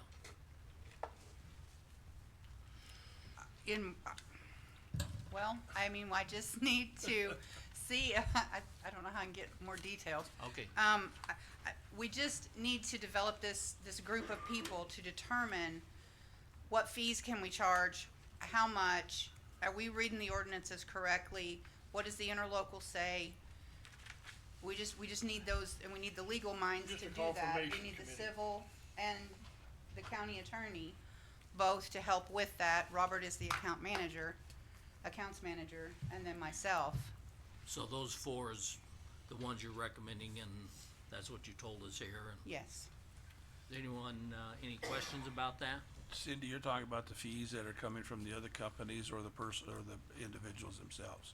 Mike, you wanna sit on that? The extra, all of it. We wanna make sure that our fee structure is right for everything. So when this is all said and done, we still may have some folks that have an alarm system that we will still continue to monitor, is that correct? Or we will have none? That decision will be made by you at a later date. All I can Okay. do is throw you some numbers and then you can make your decision. Okay. I'm still a little foggy, but it's clearing up a bit. It is And a it's li- not, I'm not blaming you, it's more me. It's hard to get it all put together here. Okay. I think it might also be helpful, Mike, if you were on that, if you were on that committee. Yeah, I if don't they know want what me your, on, what I'll your be on. schedule is like. Yeah, I think that'd be a good Yeah, idea, yeah. since you're the I do too. liaison to that office. Okay. And I do want to ask a question on previous deal here. When did you guys have your first meeting in January? Do you remember? Troy Brown, do you remember? Was it like towards the middle of January? I I'm assume, gonna say it was towards the middle of January when we Okay, had 'cause, that, when we all came uh, together. I got responsibility for the comm center on our first meeting in January. So I was unaware of all this stuff going on until, you let me know, so. Right. Ken Meyer was the commissioner liaison up until I think our first meeting in January. Well, and this meeting that was held, I had 2 days' notice and I didn't even know what was gonna be discussed. Right. Oh, Rita had met That- with Chris Perales and Rita that did the Yeah. billing that was at the sheriff's office. So now, And so, yeah. she scheduled this meeting between her and Chris, and then I was told to be there. I didn't even know what we were discussing. Yeah, I when I understand- walked in the room. I understand it now, cause I know And- I got into it late in the ball game, Correct. but I had meetings with you and Mark and we discussed it, so, And then we had another meeting in February, and then I came to you in March. But I've never been on the 911 committee, the liaison well, for this 911. This was thi- something this wasn't completely the 911 separate. committee, this Yeah. was the comm center. Okay, They're two different things. Correct. I realize Yeah. that. again, I always say we have 3 different entities that we deal with, Yes. so, okay.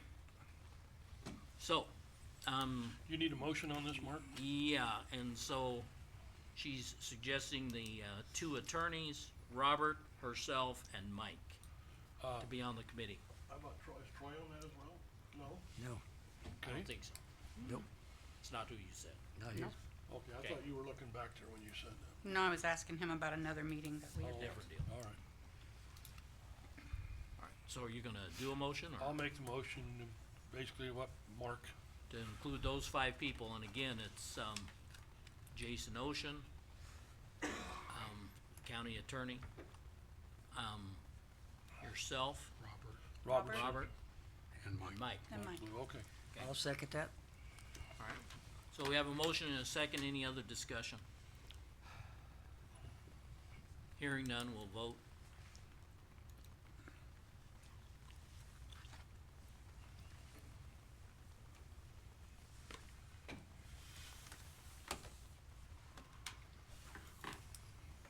Yeah, 5 yeses. Alright, motion's carried, so bring us back information as soon as you can, Okay.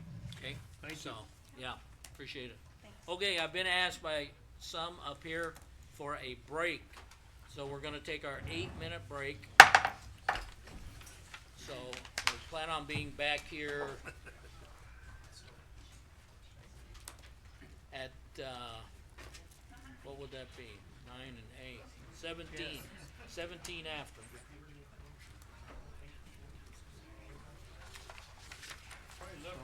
Earlier today, Yep. I sent it to your Star Herald email. Is that the right one?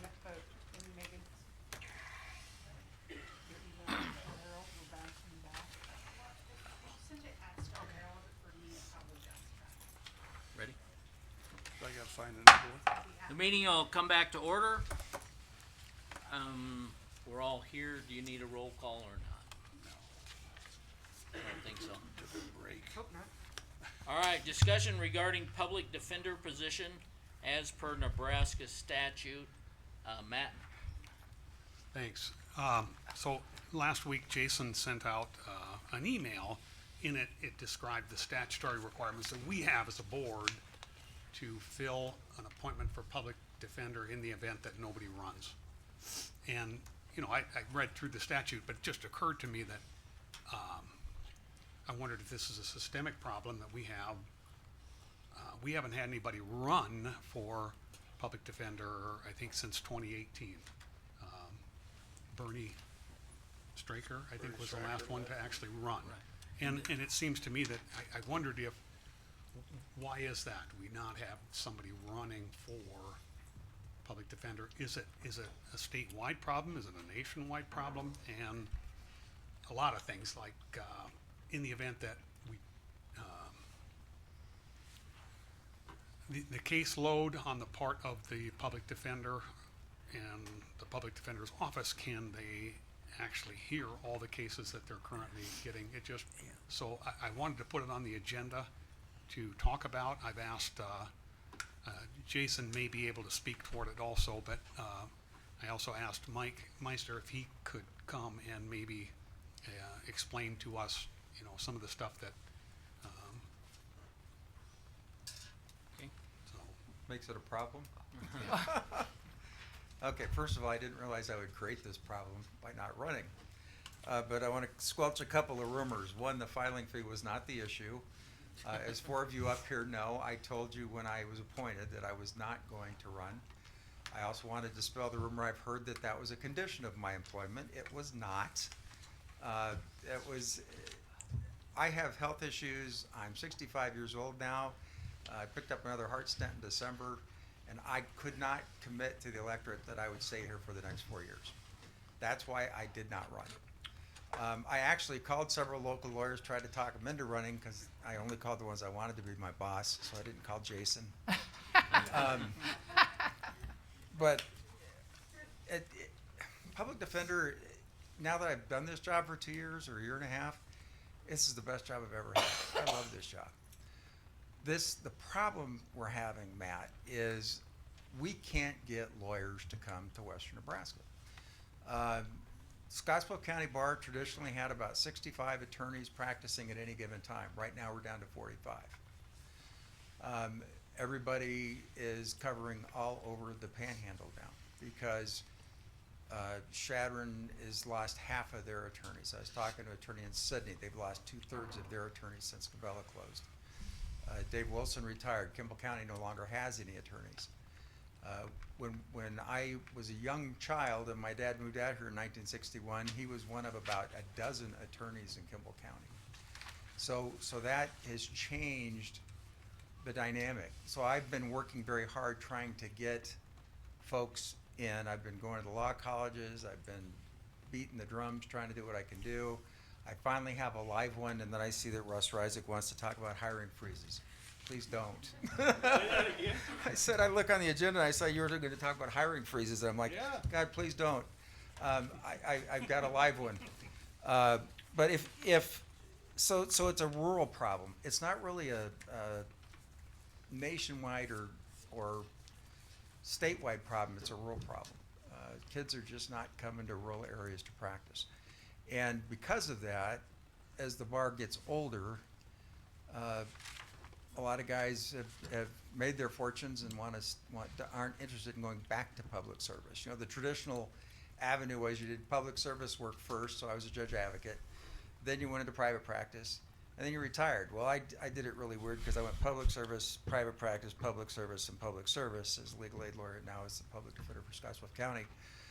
I also want to clear up, I am absolutely ecstatic with this job. I am willing to stay here as long as you guys will have me. And I promise I won't just stick you. I'll give you like a 90-day notice or something if we need to do that. I think it's important though because there is an election cycle, and Matt kind of forced my hand today. I've called to talk to the Deputy Secretary of State for Elections. I have not yet hooked up to him. He and I are playing phone tag. I think procedurally, and Jason may know this too, is you may have to open up the position again after the election to see if there's any bites. I will put my application again.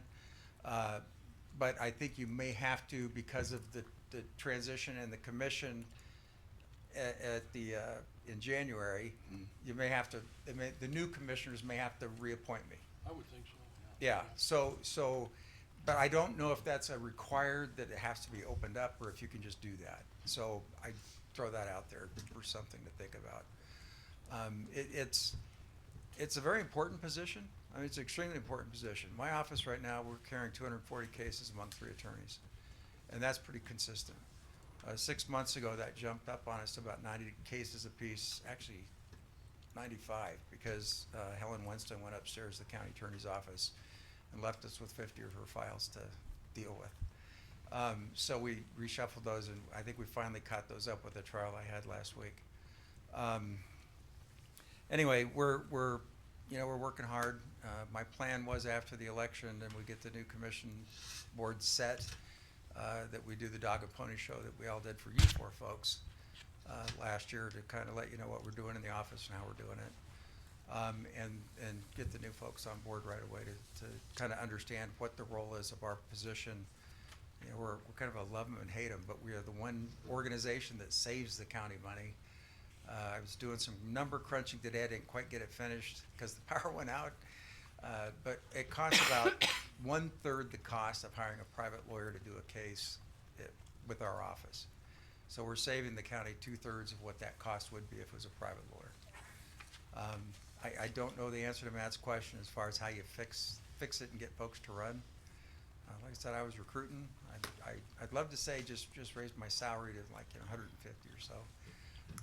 I know that's not realistic, but I think the Buffalo County Attorney, or what happens in a lot of the county governments is you have the same county attorney for years and years and years, and you have the same public defender for years and years and years. When Bernie left, that rhythm broke in the public defender's office, and if I remember right, he left before the end of a term, and so that's where we all of a sudden found ourselves being in this appointed situation. 8 or 9 months before he ran in 18. Okay. And then resigned in September or October of 19. Okay, yeah, so that's where that continuity broke. Because typically what happens is the county attorney finds his deputy, gets him to run for the position. Not unlike sometimes the sheriff's office will work or some other offices will work. You'll take the chief deputy and get them all the training and up to speed, and they'll step in. Unless you have those years that we had here where every 4 years the sheriff's office was a contentious place to be. But it's that continuity is broken, and I'm part to blame. I just could not commit to the electorate that I'd be here 4 years. And so I felt it was more important not to be honest and not run. And so that's why I did not run. How, are you fully staffed now, or are you still? Oh, no, I'm still 2 attorneys down and I'm All one right. staff person down. We do have 5 new applicants for the staff position. I have an attorney on the hook. I just got to get permission to send in the offer letter. He's ready to come to work actually today. He's a Greeley public defender. He'd given his notice down there. His wife works in Torrington. He's got family in the area, so he wants to come back. And he might be the guy who runs. He's a political science major, so he's kind of interested in doing that. But you know, if we can, I'm still trying to get one other person. I'm working with the law colleges to develop an externship program. That externship program is designed to bring law students out here in the summertime to get to know the office, how it works. It would cost nothing at this point. We're not budgeting for it. We're trying to do it through the bar, covering some of the housing issues, and then letting that externs work in the office. And then part of that externship is to kick them out of the office to job shadow for a week with the local firm. Not a week, but 1 day a week with the local firm. So hopefully we'll start building those relationships so we start growing the attorneys back in the area. That's ultimately the goal. Any other questions? So you're willing? Oh, I absolutely You're will. willing to Yeah. help do it? Yes, I mean, and I think we've appointed 3, Yeah. 3 public defenders since Bernie left. Right. Something like that, and I have no problem you staying here. I've heard a lot of good things about what's happening down in that office and what you're doing. Thank you. And I hate to lose you, but I can understand your concerns too. There comes a time where you gotta go, enough's enough. Yep. Done. Yeah, I understand. And hopefully this would give you an opportunity to prepare someone maybe to run. Oh, I'm working on them. So I think that's important too. Yep. Mike, of the 240 cases that you currently have that are open, how many of those are felonies? Would you Out of rough that guess? 240, we have, I think 90, oh no, it's more felonies, 130 felonies, and the rest are misdemeanors. The thing, by bringing on that other attorney too, we can pick up more misdemeanors. Right now, we're not taking as many misdemeanors because we just don't have the resources for it. But when we're at 4, we pick up the misdemeanors. When we get to 5, then we can pick up the juvenile 1C cases, and that will also save the county money. Yeah, I mean, when We don't get involved in the 3A cases, so the difference is a 1C case is a criminal case. A 14-year-old committed a crime. A 3A case is when the family's in crisis, you've got kids that need supervision, you got parents that are drug addicts, or you got kids that are running wild and parents can't control them. Those take forever, they take a lot of time. We're not set up for that. We're set up to defend criminals. So we take the juvenile 1C cases, and that would also free up a lot of money for the county as well. In addition to the criminal stuff too, people forget we do mental health boards. We do fugitive from justice warrants. We do a whole bunch of other kind of things, and right now there's about 30 of those cases that are ongoing. I think, Jason, if I'm not mistaken, the state statutory requirements are that if a county has a population of over 35,000, they are required to have a public defender's office. Is that correct? Yep.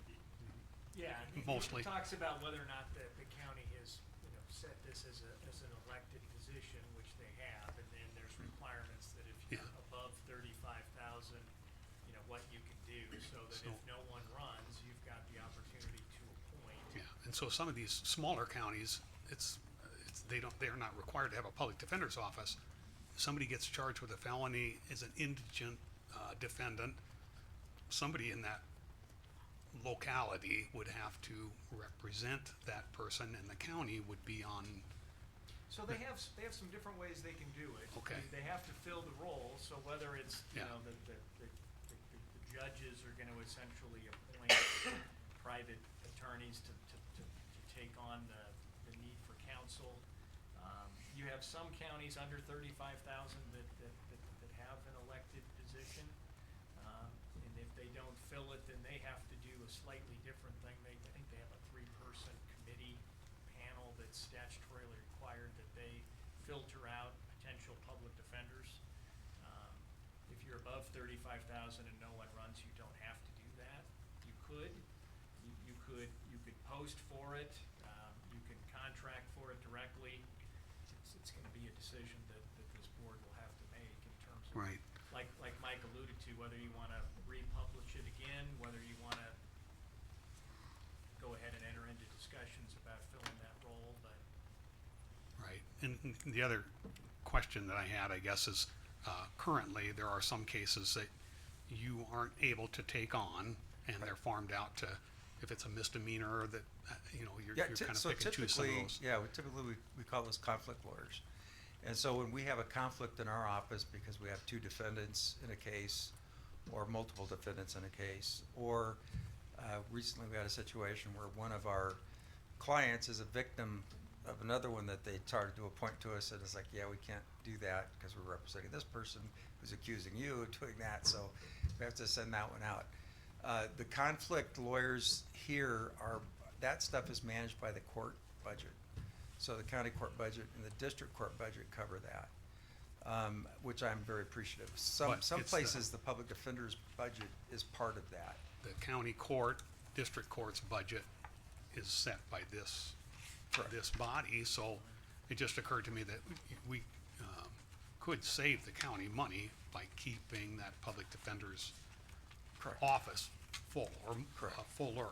Correct. It would save us money, cause that's less time where they'd have to go out and, Yep. Yep. so, It's like I told Mark Masterton told me one time when I was at Legal Aid, and I was talking to Kenny and Mark about possible things that we could do to help the indigent civil side. Mark said if I could fix his private attorney problem, he'd give me all the money I wanted. So. well, thanks for coming. Sure. I don't think there was any action needed to be taken. it struck me as something that, could be a systemic problem, and I understand what our responsibility is, because if we, don't have anybody run, and that's just the way it is, we appreciate what you've been able to do, and, in the event that you can continue, I think that would help too, so. Well, I intend to, yeah. so.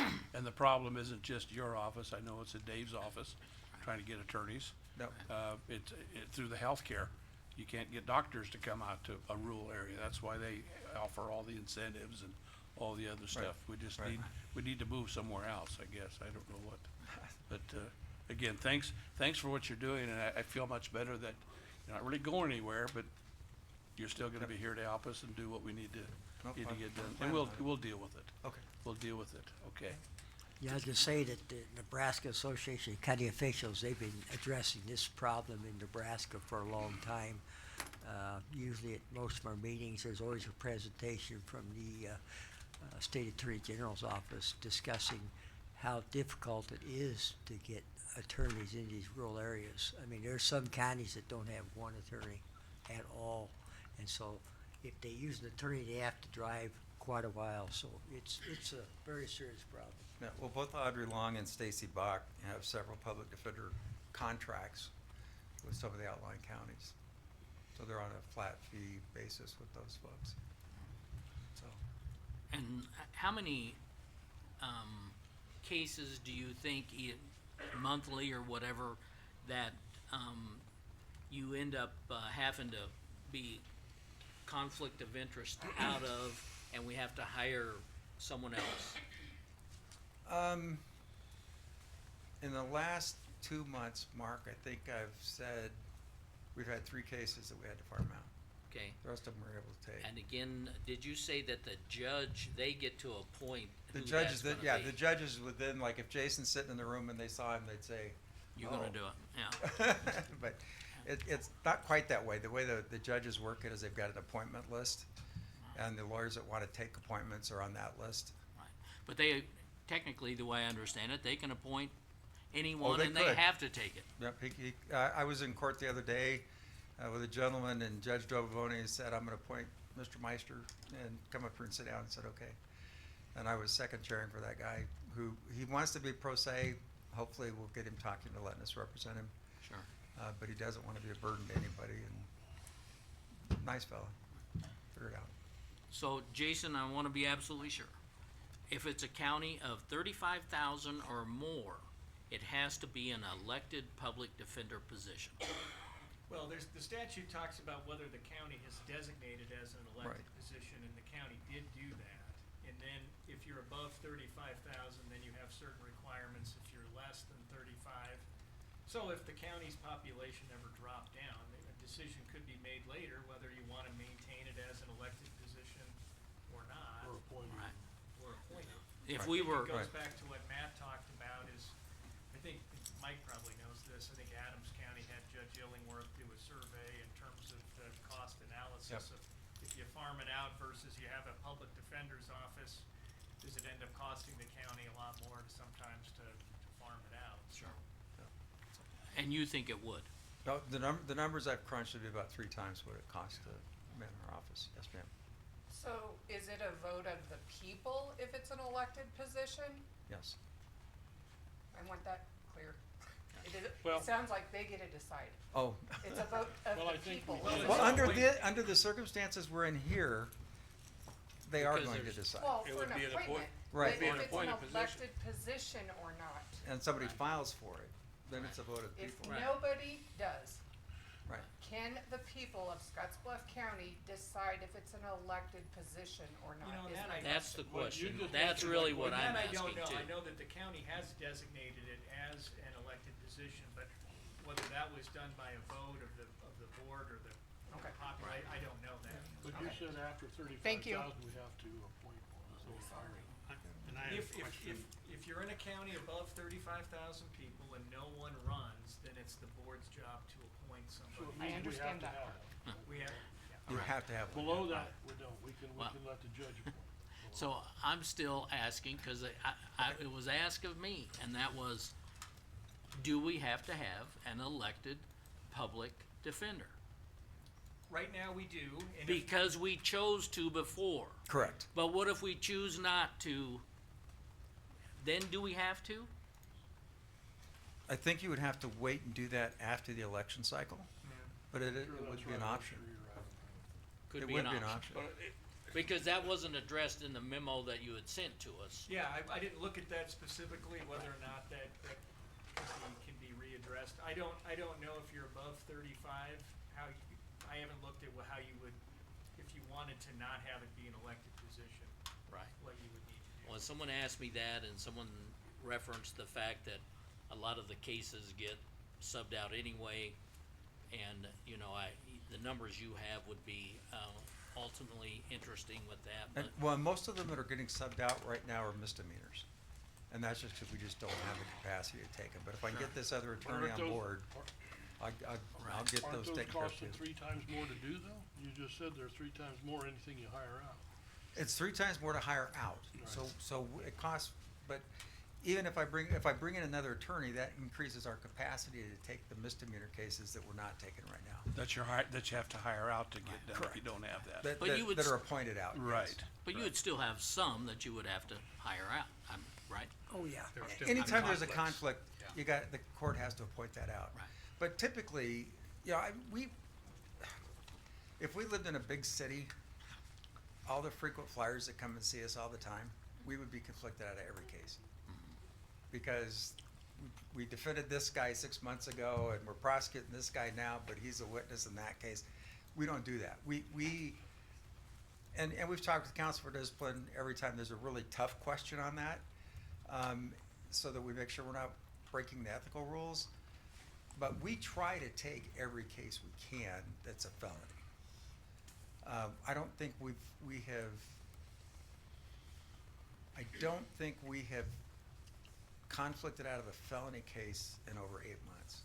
I have to go back and look at that, but I think that's true. Okay, so it's pretty All good. of the misdemeanor cases, that's typically where you get the kids parking in the cars and whatnot, so you got a group. And whenever you get a group, automatically got conflicts. So then we try to look through which one did we have before, so we take them. You know, some of the appointed lawyers, Bill Madlung, he's got a set of clients that keep coming back to him too. You know, once the judges figure out which client is showing up with which attorney, that's usually who they appoint. And I know that when Lynn Tabor was still with us, you know, he had a contract in addition to handle all those misdemeanors. And that worked really well for Lynn, it worked really well for the county. It was kind of a hybrid of the two. So, you know, if we could find somebody who would do that again, that'd be tremendous. But right now, we're 20 lawyers short. It's just not there. Can you give me a few definitions of conflict, of what you consider to be a conflict, or the judge would consider to be a conflict? Anytime I could use information that I learned from you against you in getting an advantage for Matt, that would be a conflict. So in other words, I couldn't, if you and Matt were at odds about something and I'd represented you on that 10 years ago, and I knew exactly where the skeletons were buried, I couldn't represent Matt because I can't tell him what I've told you. Does that make sense? Not at all. It's basically to keep the playing field level. He can't get an unfair advantage because I got stuff directly from you, and that's I don't know. Conflict's something you talk about almost a week in law school. Yeah, it seemed It's almost, crazy. the last time it was explained to me, both from your office and Dave's, was that seems awfully broad, but maybe that's the way it has to be. I mean- We try to narrow it down to where we can. And that's why I'm saying, I think I've only conflicted us out of 3 cases in the last 2 months. All right, that's why I was asking, so. Yeah, I used to witness that in court a lot, where they have a conflict of interest with these individuals. I'm sorry, Mike. I used to see that a lot in courts when I was sitting in the courtroom. Right. Where conflict of interest happens a lot. And it boils down to a person's right to a free and fair trial. Correct. And that's why you have that statute where if you have conflicts, you have to assign a different attorney, because in our community, you get a lot of what we call frequent flyers, and seen a lot of different attorneys and their interactions change socially, and so when they commit a crime, involves different groups, and so the courts are constantly having to find an attorney to fairly represent them, and it's a tough job. The worst conflict I had to deal with in the last 3 months was one of my attorneys used to date one of the persons who was involved, and we had to get out of that one. So, Well, in a community this size, you gotta run into I it know, all the I time. know. That's Yep. the deal. Anything else? Thanks, Mike. Thank you all very much. Thank you. All right. Anything else on this item from anyone? All right, hearing none, we'll move on to the next item. Discussion and consider action regarding the encroachment on county property by neighboring landowners. Robert? Yep. Let me use the computer real quick.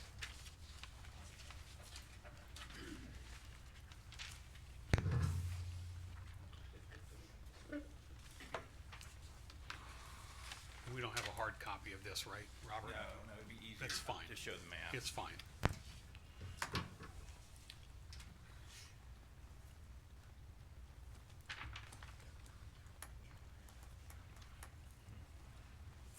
This is.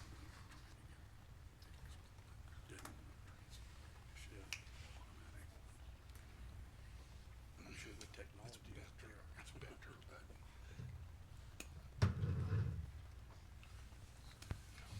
Please wait.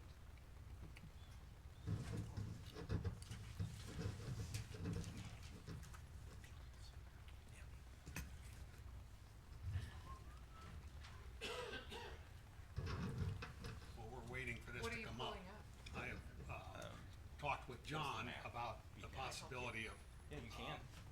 This seems to She can do it. transfer from this computer to that podium is difficult, and it shouldn't be. We shouldn't need to have our IT guy here to make sure that Isn't it that should the be truth? easy. So Feel like it should do we're working on it. John's got some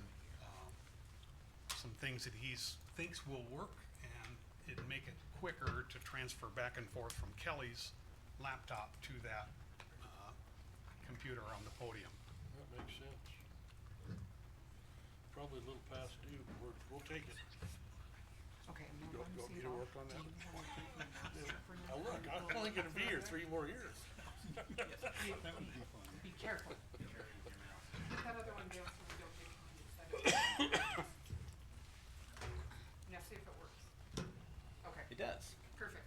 Okay, so, the reason I asked for a few minutes on the agenda tonight, it was brought to my attention recently that, we have a couple of, or actually 4, landowners that are encroaching on county property. So if you can't tell from this is out by the airport. This is where the NRD building is, right here, okay? So this land, all on this side here, is all county property, okay? Can you zoom that up anymore? Yep, so I'm Oh, gonna here zoom we it go. in, There we go. and we're gonna look at the 4, landowners that are encroaching on on the county property. One would be the NRD. They built a building on us, actually. They have a greenhouse that they've built on the county property, and there is a small, what looks to be like a small storage shed. And the neighbor to the east of them, which is, Skiles Properties, they're encroaching by having, equipment, trucks, different things parked on this property out here. As well as we've got a couple of others that, right here, we have U&U Trucking. They continuously have trailers, parked over on the county property. That's probably an easy resolution. And as well as down here, same situation, with the Klein, Lewayne and Keeley Klein. So wanted to bring it to the attention of the board, since I became aware of it, and see what kind of action you would like to take. I was thinking as a recommendation that a letter from the board, or if you wanted me to write a letter to talk to these property owners and find out how they can get it resolved. I think they're all easy resolutions. It's move your equipment off of the county property, or, you know, maybe the board wants to entertain leasing that property, I don't know. Probably the bigger discussion will be with the NRD, where they've actually built a structure on the county property. That's what I was gonna question, Robert, that first one that you showed us, right there, looks like a blue building or whatever. Right here. Was that the one that has been there for a long time, that the sheriff's department used to use for storage and? I couldn't tell you. Well, I'm trying to remember driving out in Yeah. that area, and there was an old, well, actually, the sanitation department Yeah. stored things in there years and years ago. Yeah, so this aerial photo was taken in 2023. Yeah, So this it's been has there been- at least 3 years. This had been long before that. Right. That particular building, I think, has been used by a couple different agencies, Yeah. including the county. Yeah, and one of the things that I didn't know, why I wanted to bring it to the board's attention, maybe there was some agreement that one or more of these individuals could use the county property that I wasn't aware of, so, The NRD, that could be, but. yeah. Shoot Des an email for me and, or send it to me and I'll send it to Des at Looker. See if there's anything, okay, None that I know okay. You- So you- Kelly you remember said the that they will building I'm look in the talking about? records. of. Not really. Is The it- sheriff's department was just it- had stuff Not stored without in there for a while. agreement. Was it down where they used to have all the concrete piled way at the bottom end? Seemed like they used to have like a little Yeah, shooting well- range down there. Well, that and I know the, sanitation department, garbage department had stored some stuff in this building I'm talking about. I don't know whether it's the same one. Yeah, I don't know. But it's been there for long, oh my gosh, I don't 20 know. plus 30 years probably. I do not know. But Well, you think it was newly built, Robert? This one? No, I think they've been there for a number of years. I think that's the same building we're talking about then, Yeah. okay. Now, so, I'm not up to date with the NRD stuff as much, but the NRD also has an office, don't they, down here at the paved road? That's their office right there, that white building, Yeah. right there. That's their office. That's their office. That's the paved road headed out to the airport. Yeah, that's just right there. This is the north-south road coming off Right. of Highland, coming up to the airport. And, And the one with the white roof, yes, right here. that's the building that we're talking Yeah. about. That's the NRD's office. That's the Yeah, NRD. Now I but gotcha. the other one right to in the corner down here, Down here? right, that one right there, no, that up, and then go left, that building. That is, That was an airport building, I think. Scotts Bluff County as well. Yeah. Is that the one that you're talking about, the NRE is using, or? No. No, No. We're talking Over here, about- right? Here's the NRD. See, they built two So- buildings there. Here's a the greenhouse, building. and here's another building. I think this Okay, is a all right, shorter I was building. looking at it wrong. Show them the red property line there you had just a minute ago, Robert. Yeah, Can you go back? and again, this is approximate, but it's really close. I That checked prop- with their that's their mapping property line department. right there. So here's a property line right there. Okay. Now, So, I wasn't aware of it. It got brought to my attention. It's like, seems like we ought to talk about this and see if we want to do anything about it. So, I leave it in your hands as to what you would like to do.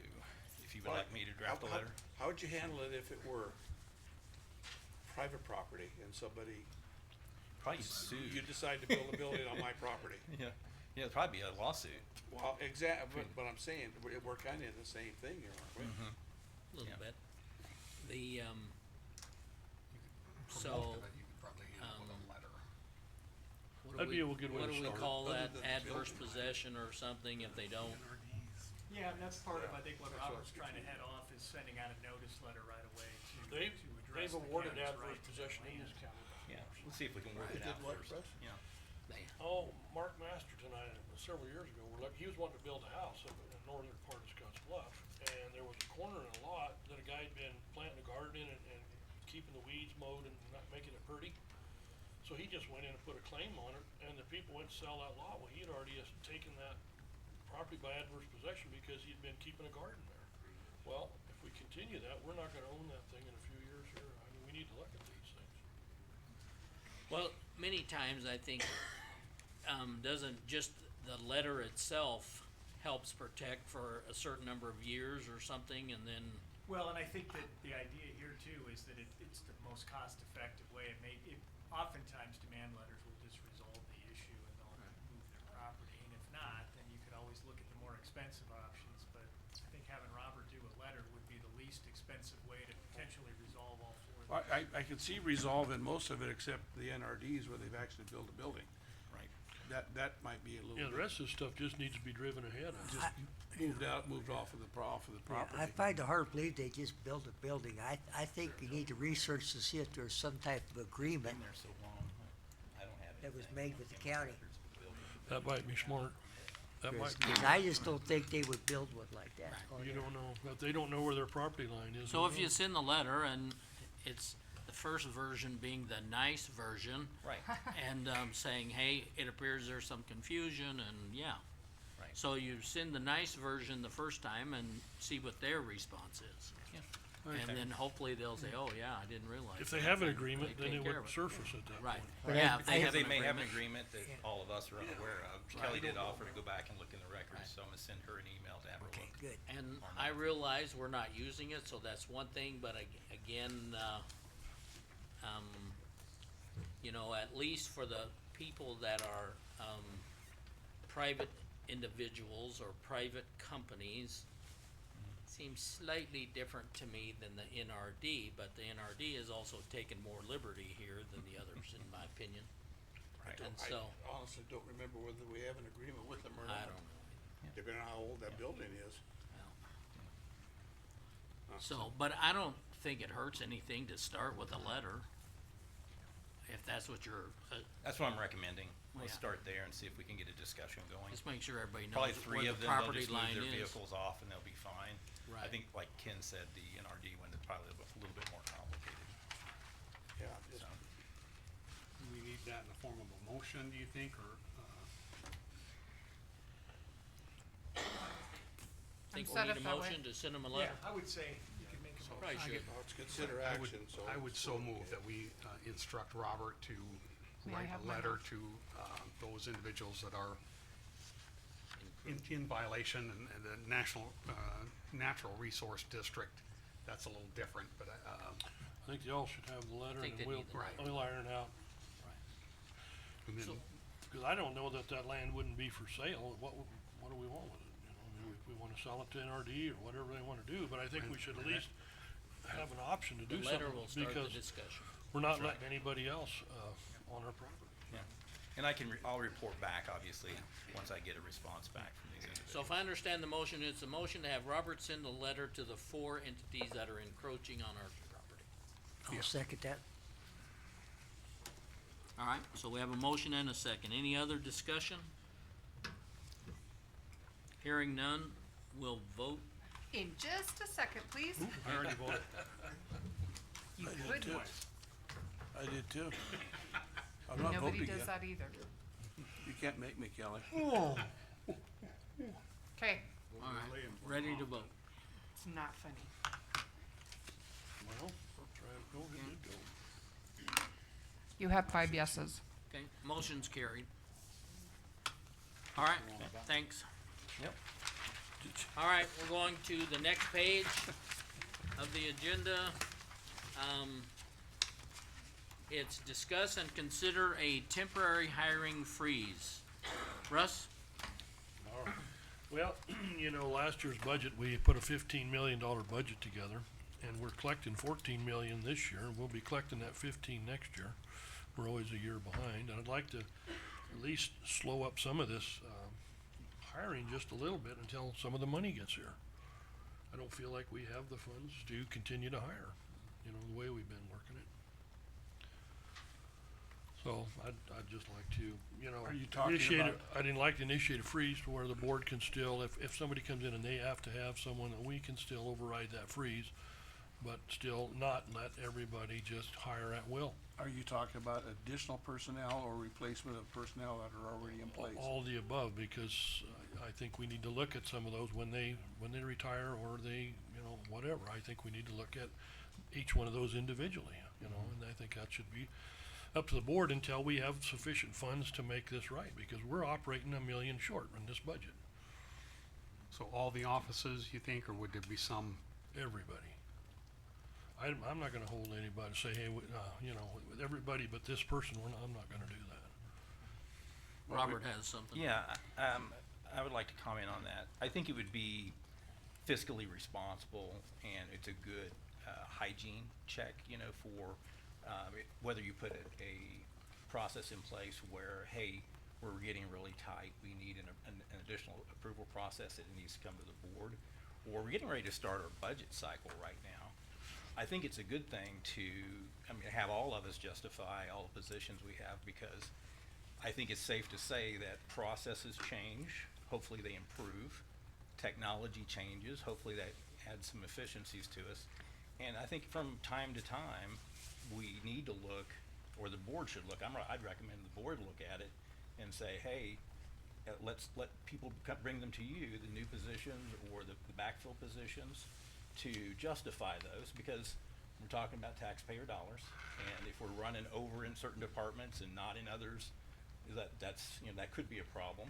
Obviously, we have the whole thing with jail standards. We have to have a certain level of of staffing there. So some of these areas, may not need an adjustment or not. But I would recommend that the board take a look at that, and I would encourage that. I'll give you two examples. One example, when we hired Steve Baird to replace Linda Grummert, one of the things Lisa Ryan asked him, when we talked to him about the position, are you gonna wanna hire a superintendent, to work under you? And Steve said no, because he said, I wanna go out, I wanna work with the guys, I wanna be able to get out on the jobs. So at that point, we dropped one person right there. Otherwise we'd have a superintendent and I don't know, what do you call it, a vice superintendent, I don't know what. Assistant. Oh, what? He was the assistant before he became the highway. Assistant soup. So we're running the county right now without an assistant superintendent and not paying that wage. That wage is going into repairs, it's going into a lot of different things. Then we did the same thing with the mapping department. We had between 3 and 4 people in that mapping department, and it runs just fine with 2. And I would just like to continue on this trajectory. I think it's working pretty well, and I think we need to look at some of these positions before we replace everybody. Doesn't the budget already do that? We are required to. It doesn't do that. Elected officials every year. Elected officials, budget, what they present is what we normally give them. And so, by doing that, we don't have control of that. But right now, I think until we get the other million that we approved, and you and I approved it last year, Ken, when we approved the budget, that we put $1 million in, but we're not collecting it until the next budget cycle. That money isn't coming in. We put $1 million on it, but we're not gonna collect it till next year, and we're spending it already, and it ain't here. And I wanna slow this down just a little bit until that money gets here. And then we can talk about it. But it 'Cause seems this to- isn't a permanent thing. I wanna get it till we get our hands around it. And I get that, but I think to me, that's the budget process. Who we hire and who we fire, or not fire, but, who's hired and not hired, that's. Had we have lowered the budget $1 million last year, I would say, let's go, because we'd have $1 million extra right now to work with. We are $1 million short, Matt. I'm sorry. No. It's close. Getting close every time, huh? Yeah. Okay. Yeah, Am I wrong on that? no, I think, Matt, I think you have a good point. Yeah, there's a budget that is approved every year.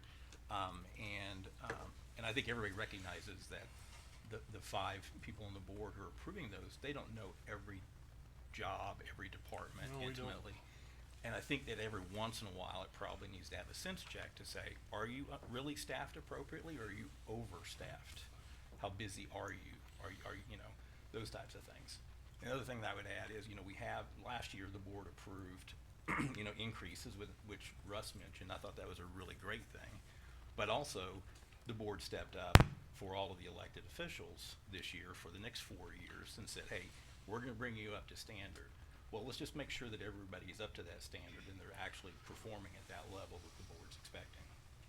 So, I agree with that. that's my input. I do have a question, as far as if you enact this, is this just through the end of this fiscal year? Well, I think we need to get it to the end of the budget year and then relook at it and see if it's helping, if Because it's hurting, and then we can decide, With our reduction of services, I've actually cut 4 staff already. I know you have. And so my goal is, if we get fully funded through the next Surface Transportation Act, is to begin, and again, I don't know when we're gonna know that, but to begin at least an interview potential hiring process. So as soon as we know we're fully funded again, July 1, we can get people in and get them trained to get back up to our normal operating hours as soon as possible. And I did have planned to put back into my budget an additional 2 part-time positions to extend our hours. Again, this all depends on what I get approved through NDOT and the FTA, but that's kind of my thing in realizing that these positions, the county is only responsible for 25% of their wages and benefits. And I should be well under what my approved budget was for this year because of the reduction. In my opinion, if you get that funding back and we're still under the budget that this board set for your division, I don't have a problem with letting you hire those people, and that's what we need to do, look at each one of these things individually.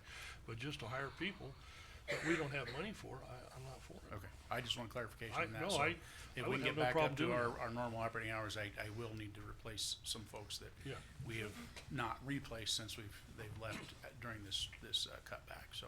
Robert, you made the comment about, are we overstaffed? I think, I agree with what Matt is saying here, that's handled at the budget sessions. Do you have enough people to run your department? Are you, I don't know that we have any departments that are overstaffed at this particular, if we do, then shame on us. Yeah. Then shame on us for allowing it to happen. And the only way for you to know that is to actually do a sense check once in a while. Yeah, ask the and I'm questions. okay, I'm fine, I mean, we Yeah. only have so much money. We Yeah, don't, I agree. but we also have, and we just had one here a little while ago in the, both attorneys' offices are needing help. They're desperately needing help. So if you start cutting those folks back, or not allowing them to hire somebody to come in and fill in, you've got a VSO of downstairs who is probably, and I don't know if the number's correct, maybe 50% more people that he's dealing with the same amount of staff, Yeah, that's with good. the same Well, amount that of just staff. proves that Yeah. maybe he was overstaffed then, if that's the case, right?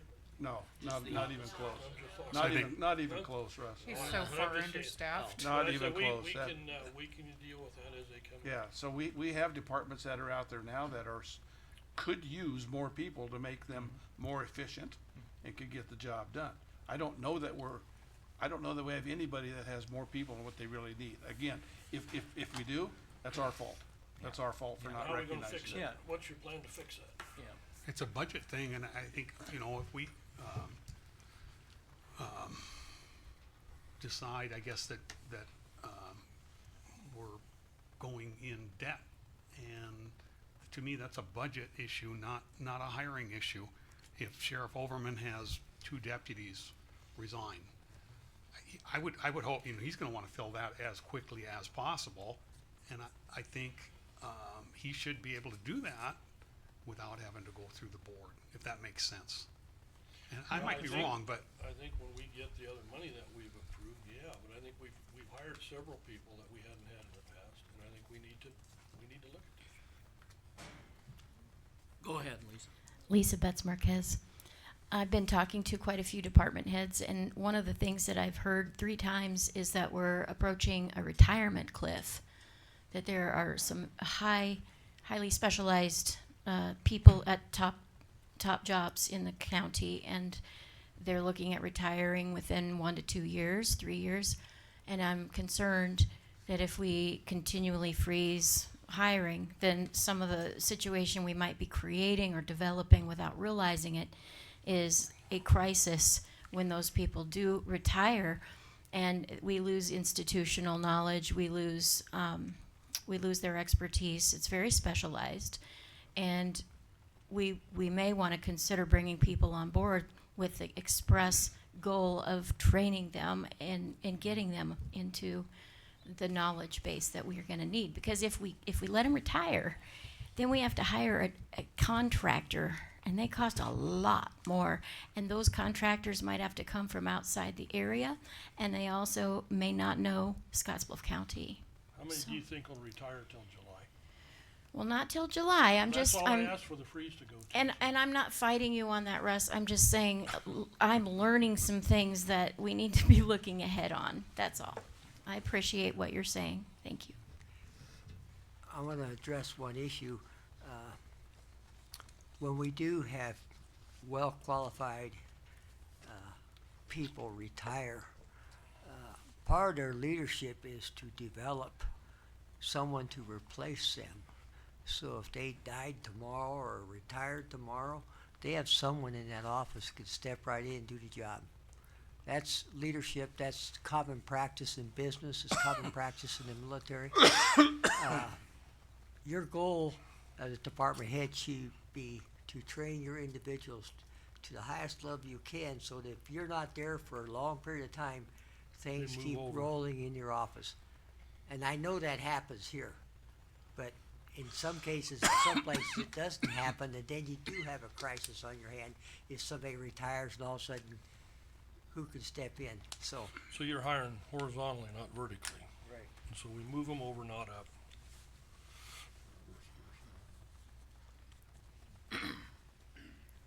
Well, the only, thing that I guess, certainly I voted no on the budget back in the day because I thought the overall asking amount was too much.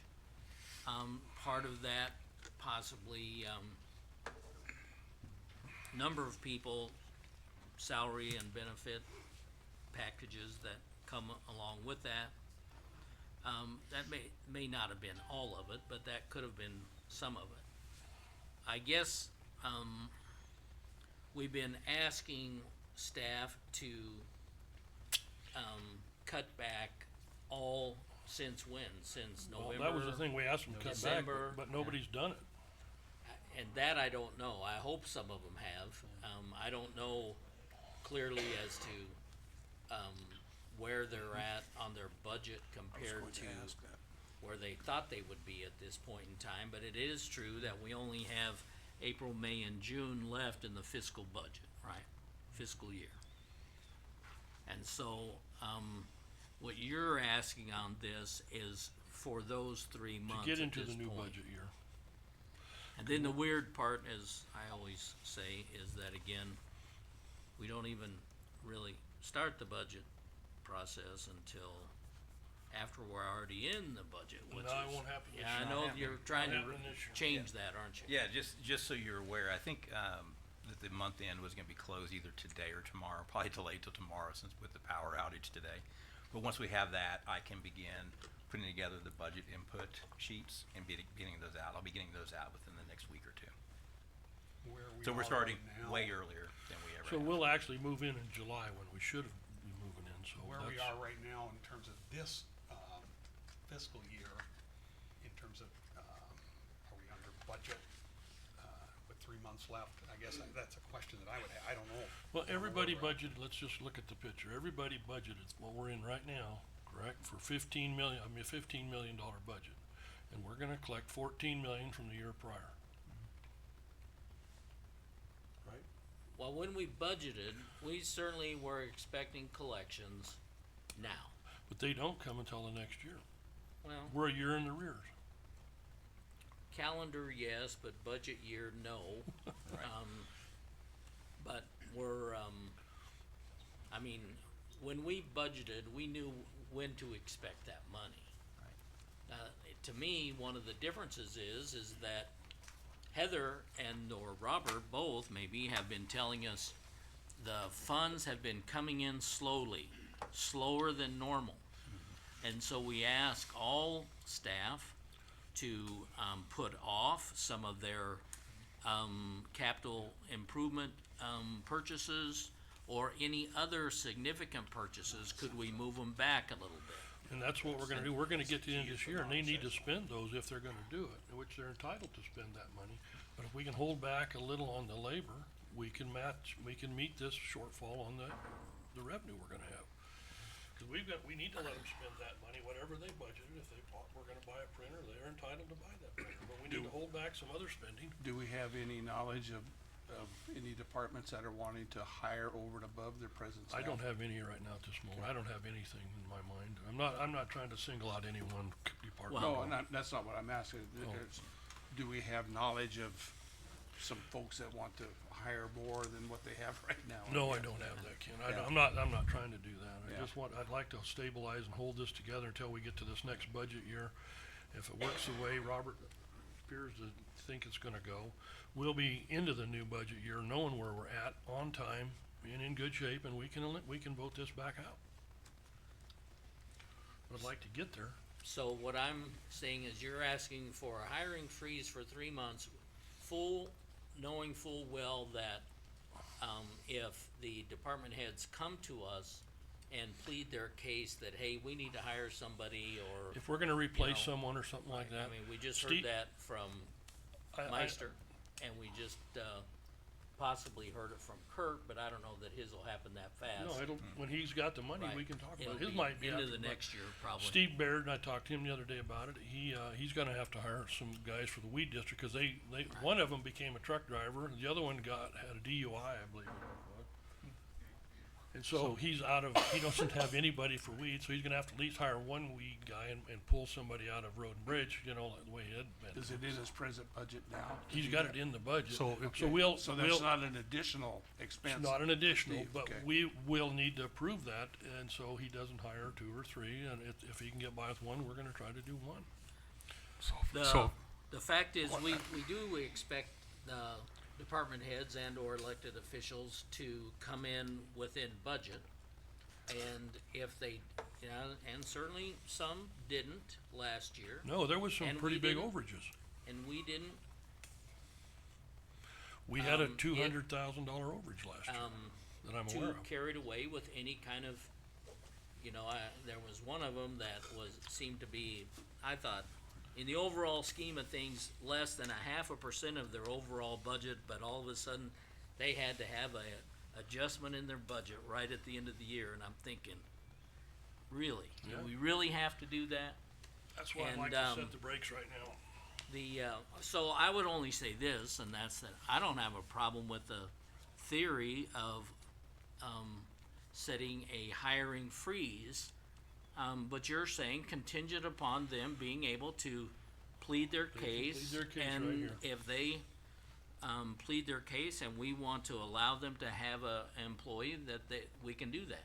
Well, if there's money left in their budget and it isn't gonna put the Whatever county. we decide, whatever we decide that, Whatever we decide as a board. So That- just again, for point of clarification, Okay. You have a department that's got 12 people, somebody quits. They've already budgeted for 12 people. Now, what you're saying is with this, for the next 3 or 4 months, they can't replace that They person? can come right here if they actually really need that person, and if they can get by, that would be a blessing. If they can't get by, I see what we you're will saying. negotiate that. if Kurt has a driver quit, and he wants to fill that position, he would have to come to us. He can for- go ahead and get all of his, applications in and have Even everything if, checked. okay, and even then- if it's and say, "I'm within his hiring-" budget still. Pardon me? Excuse me, but even if he was, within his budget to fill that position, under your Hiring suggestion, they freeze would will have be to a come hiring to freeze. us. Hiring freeze is a hiring freeze. Yeah. It's across the board, but we can change that, systematically as we need to. and at this point, we're talking 3 months. 3 months, Through tell this first of fiscal- July, tell the End of first of July. July. End of June. End That's of the June. end of the fiscal year, That's right? I just have a couple more comments in like Meister's case. Not hiring this gentleman he has on, basically in the queue to hire. The next 3 months, he's gonna be paying 3 times what it's gonna cost to take care of those cases if he has to farm those out. So that does, I mean, to me, that would be a No, if he had an no-brainer. applicant, he But would- I guess my question is, right now, there's only 4 positions listed on the county's website. One's corrections officers, which I'm sure is multiple positions. Multiples. But, that's a jail standards thing. How many applications do we actually have in even? Do we, kinda like in the past, do we even need to worry about it when we don't have anybody applying? Then we may have a different issue versus trying to save money, we may have a completely different issue to look at.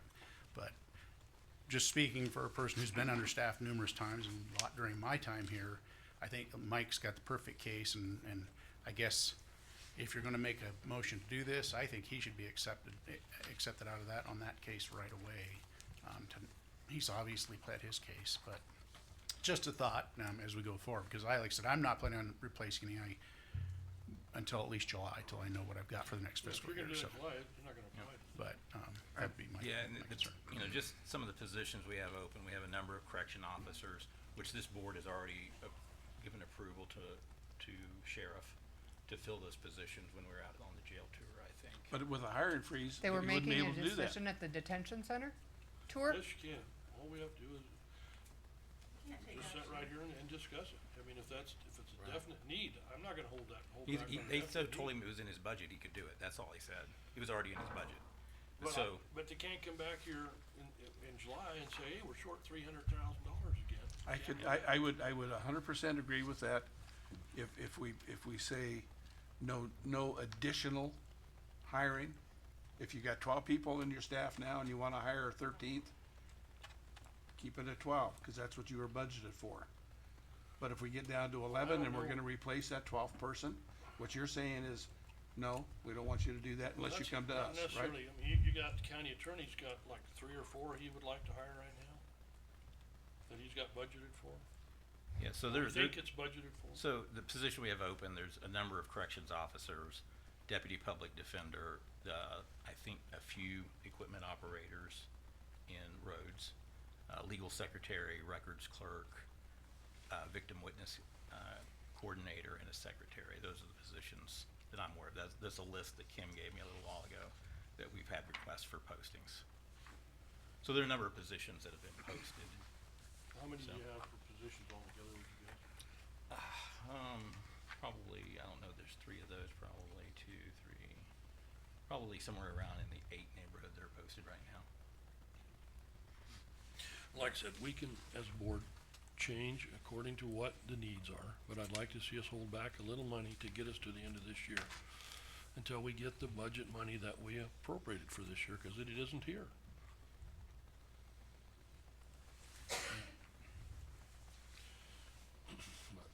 And the reality, from an operations perspective, and what I'm asking is the board just to do a sense check on all of us, because what are the chances that every department in the county, is staffed perfectly right? There's gonna be some that are staffed perfectly right, there's gonna be some that might be understaffed that we've talked about. To me, But there's gonna be some that are gonna be overstaffed. to me, Robert, I think that is a budget issue again. Yeah. And I would agree that, we need to stay within the budget. I think that's If being we had the fiscally money, I'd agree with responsible. that, yeah. We'll Um, start collecting that after the first. I think Lisa had something, on the agenda this last fall, something to the effect that she was asking the different departments and offices to, dispense with non-essential purchases, or I don't know how she stated it, but Capital improvement things, yeah. to me, that just made sense, and everybody, but at that same time. But we were shorthanded on cash, we were short of cash. Robert, wearing his assessor's hat, decided that he needed to fill, or not fill, but hire somebody in the assessor's office. I think if he felt that that was needed to do and it was in his budget, that's absolutely fine, But it's a budget issue, not a hiring issue. Well, we'll let this gentleman speak, and then I have a comment on that. Okay. Fallon Cordle, C-O-R-D-L-E. I just listen and I hear everybody and I get it. But as a business stance, you don't have the money to pay. You can not hire new people, just like in a business. They're gonna come to you as the boss. Your employer, or your managers are gonna come to you guys, say, hey, can we hire this guy? We can do it maybe without him for 3 months, or we can hire him and lose more money. As a taxpayer, yeah, I'd put a freeze on. There's no sense. If you don't have the money to pay for it, why are you gonna pay for it? It's not budget, it's personnel and manpower. It's cost, it's It's cost of cost. doing business. Exactly When you get right. your cost of doing business bigger than your income, you're not gonna be long You're for over, work. you're over your head. You're out over your skis and you can't do In the it. private world, you're not gonna be around a business for 51 years. Amen. Absolutely. And I'm still here. Absolutely, appreciate it. Okay, thanks. So my only story I would say there, Matt, is that, although many times during the budget process that we talk about and we ask, how many people do you have? Is this any increase from last year? Those kind of questions normally get asked at budget sometimes. but to the extent, and I don't know, to the extent that we have, even without doing some extra homework, I'm not sure that we have the ability to say, yep, that's the right amount of people for Gene's office, or that's the right amount of people for Darla's office, or whoever. It's hard for us to do that, other than if we've been their liaison, we should have at least a little bit of sense of, where we think that they're at. But I would agree that the majority of what we're talking about should be, tried to be dealt with at budget time, because that's when the actual numbers, the financial numbers, can be dealt with easier. The last 2 or 3 budget sessions, Charlie has started the discussion many times with, I think we need a hiring freeze. And, and he started the discussion that way. We never did that, we never considered it significantly, and, again, it's an issue of how much are you willing to spend, how much can the, department heads reasonably expect us to approve. And of course, for the last 3 years, I've felt that we've approved more than is necessary, but I've been in the minority of that. And quite honestly, it comes to budget many times,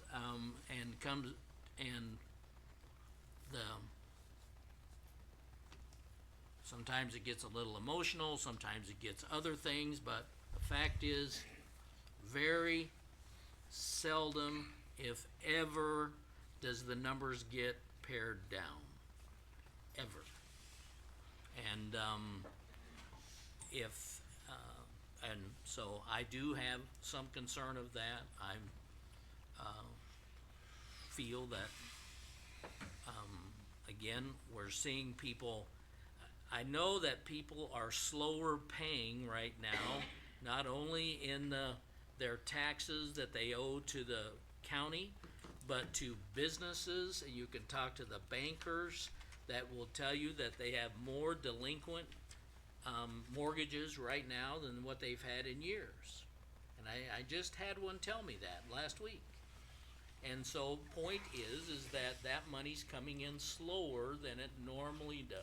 We need to brace ourselves, is all I'm saying. There's a lot of bad stuff going on out here. I don't have a problem with a hiring freeze for the 3 months, and we say hiring freeze, but they certainly would still have the ability to come in, plead their case, and we could let them do whatever we felt was the right thing at the time.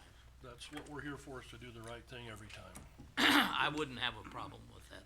And it may very well end up at budget time, at the end of this 3 months, we may be looking at a reduction in force. We might, and I'd rather not do that. I'd rather if we had some money to Yeah, carry over and not fire anybody. I don't wanna lose anybody. We got awful good people here. Ken gave a really good point. Right. That's a great Could point, avoid Ken. that. And hopefully, Thank you for it that could be point. dealt this way through attrition rather than reduction in Correct. force. And I guess I'd support that. My concern is, though, that it really is a budget issue, and. It is on a for the- normal for year. If 3 your months. money's coming in and everything's working like, Yeah. county runs in heaven, yeah, but it isn't that way. And these Yeah. farmers don't even know if they're gonna get water. And we're gonna sit here and say, we're gonna hire more staff and tell these guys that can't get water down those canals that we hired some more people. I'm not doing it. Well, we're not hiring more people. Well, no, but that's right, that's why I'd like a We- hiring freeze until this is over, until we decide who we're gonna hire and how often we're gonna hire, and not let the tail wag the dog. And I don't know that that's always happened, Russ. I think we look at things, each individual department. Mark brought it up. How many people do you have in your department? Have you hired in? Do you need more help, or if they're requesting more help? 9 times out of 10, they don't get. That's part of the budget cut. Correct. To me, I think that's when it needs to be handled rather than now. They have to have Mike Meister come in front of us and say, hey, I've got this guy ready to go, but I need your permission to hire him. And, I think that would be fine. I mean, if he's But short if that it's in, many people. but if I it's don't have a already in problem. his budget to hire that person, we should allow him to do that in order to get his staff where it needs to be, or Gene's office, or anybody else. I'm just as conscious as everybody else. I don't want, So when it comes to RIF staff, where are you gonna be on that, Ken? Is it gonna be, oh, we can't do that, they've been here too long, we can't do that? I've sat on them. I've already done it. You've done it? Yes, I On have. school board maybe, not in No. this county. Right here at the jail. Right over here at the jail. We laid off, I can't tell you how many, a lot, right at budget time, cause there wasn't money to do it. Well, I'm trying to So I've been prevent through that. I don't wanna do that. I've had to do it on school board. I Well, don't wanna I've- do that. That's the hardest thing you can do is send people home. Trust me, I don't wanna know. do it. I've done it in both. I've done it in both. And if I'd it, if much it comes, rather if it slow comes to slow that, then down that's, hiring than I would RIF staff okay. next year. okay. Mine will be reflected in my vote, I guess. I just, I think we know where some people stand. We're to the point of, is there a motion? I'll make a motion to enact a hiring freeze and be re-looked at again in July. And if it needs to continue, depending on how our taxes come in, if there's water in the canals, fine. If there's no water in these canals, we better look harder at it than we do now. And so that's my motion. I wanna be sure that is still contingent upon those Oh, staff people. And if somebody pleads a case that they need help, that this board will look it over and be fair. Consider there. And be fair with consider it. that. Okay. All right. Well, I'll second that motion because I think it's really important that if, in a situation like Mike Meister's, if he has an individual and he's short-staffed, we do need to hire him. So, as long as that option is there, I'll second it. Thank you. All right, so we have a motion and a second for a hiring freeze with the contingency that they can come and plead their case and still hire someone if we allow it. And this is a, hiring freeze that goes through the end of the fiscal year, June, whatever it is, 30th or whatever. June 31st. There's no such thing. Yeah, that's what I thought. I think June only has 30, doesn't it? That's right. Yeah. Well, let's go to 31st. All right. So that's the motion. Any other discussion? Hearing none, we'll vote.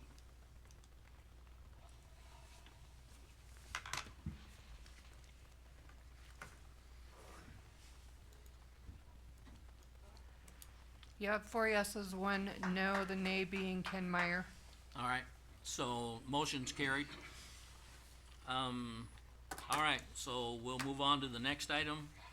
Discuss and consider an interlocal cooperation agreement among the Scotts Bluff County and other Nebraska Panhandle counties to jointly fund a regional juvenile detention needs assessment for a facility to be located in Scotts Bluff County, Nebraska, including approval of Scotts Bluff County's population-based share of the assessment cost. It kinda looks like a sheriff deputy. Kinda close, only a little shorter. No problem. Go ahead, Troy. All right, so Sheriff Oberman has been getting a lot of support in hosting a regional juvenile detention center. He has reached out to the 11 counties of the Panhandle and got some buy-in as to how they like to see us structured. The interlocal agreement is for the initial part of the assessment, which is a survey that we have to do before we can do any construction. And that survey, section 3 covers all the particulars of the survey. Is there a need for a juvenile detention center? Where should it be located? Either on the current campus or should it be off-site? How it should be staffed? Does it meet jail standard requirements? Those things are all part of the survey. The interlocal, he's reached out, like I said, to 11 counties. He's already got one county signed off on it. Box Butte County signed off on the interlocal already, that they're willing to participate. And I know he has a meeting with the Kimball County Commissioners to discuss this with them as well. But the interlocal will allow all the counties to pay in a share based on population, kind of like we do with the 9/11 Advisory Committee. But pay in an initial share to cover that 50,000 or 55,000 to pay for the initial survey. And part of this is to reach out to people that do these surveys for us. And they've offered 55,000 as the initial quote for the survey. Anything over that, we'll just have to reevaluate. They do have one person that's already put in a bid, under the 55,000. We just need another. And the second part of the agenda here is to discuss the approval on that part of it. But basically, this is just the interlocal that he's asked you guys to review, and Mr. Ocean actually helped put it all together, so he's already looked through it. And if we could, I guess, discuss if you're gonna be willing to sign off on this, so we could participate and proceed with, I guess, building a new juvenile detention center. Troy? Under the, the agreement here is that each county would pay for the survey. Yes. Based on their population, and there's a formula that he came up with. It's the back page in our, Right. And our share came to $23,910. So people not seeing these papers know what the numbers are. Talking to the sheriff at that last NACO meeting, we talked about. This is the one in Bridgeport? Yeah, Okay. Bridgeport, just a couple weeks ago. All right. We talked about possibly having him hold the billing on that until July 1st. And so this 23,000 would go into next budget year, so we don't have to take it out of this budget year. And the rest of, do you remember that? And the rest of the other counties as well were on board with that, so they don't have Right. to take it out of their budgets. They can budget for it, and then they can bill it after July 1st. And if they do that, then that's Right. gotta be part of the, terms. yeah, the terms of the, to negotiate terms of the contracts. Troy, do you recall when we built the jail, the new jail, did we have to hire a separate consultant for the juvenile detention side of that? I don't think that we hired a separate consultant. I think the same outfit that got the bid did the initial survey. Okay, so it was required back then, and that's Yes. gone now, so we have to do another one, is that what you're saying? Yeah, for this one specific, yes. Okay. For the juvenile, since it's a completely different, follows under different rules and different laws, govern juvenile versus adult detention. But we had those same rules when we started Right, that 20 but years that, ago. those needs, all those have changed, Okay. since we end up having to close the juvenile, Okay. because they changed all the census I'm- guidelines. I'm just trying to save Yes. $55,000. So- Well, I get it, but it was- Let that's me a part of address state that a law. little bit. So, Sheriff Overman done a great job with his presentation in Bridgeport. Four of us were there. He really did a good job. I thought we had pretty much complete buy-in from all those that were there. Not every county was represented that day, but 85% of them were. And, but the issue was that, the state is, talking about guaranteeing some money, but they won't do it without this study. And the federal government is also looking at it and saying that they'll commit some money, but they won't do it either unless this study's in place. And that's why it's important. And, I'll just throw this out,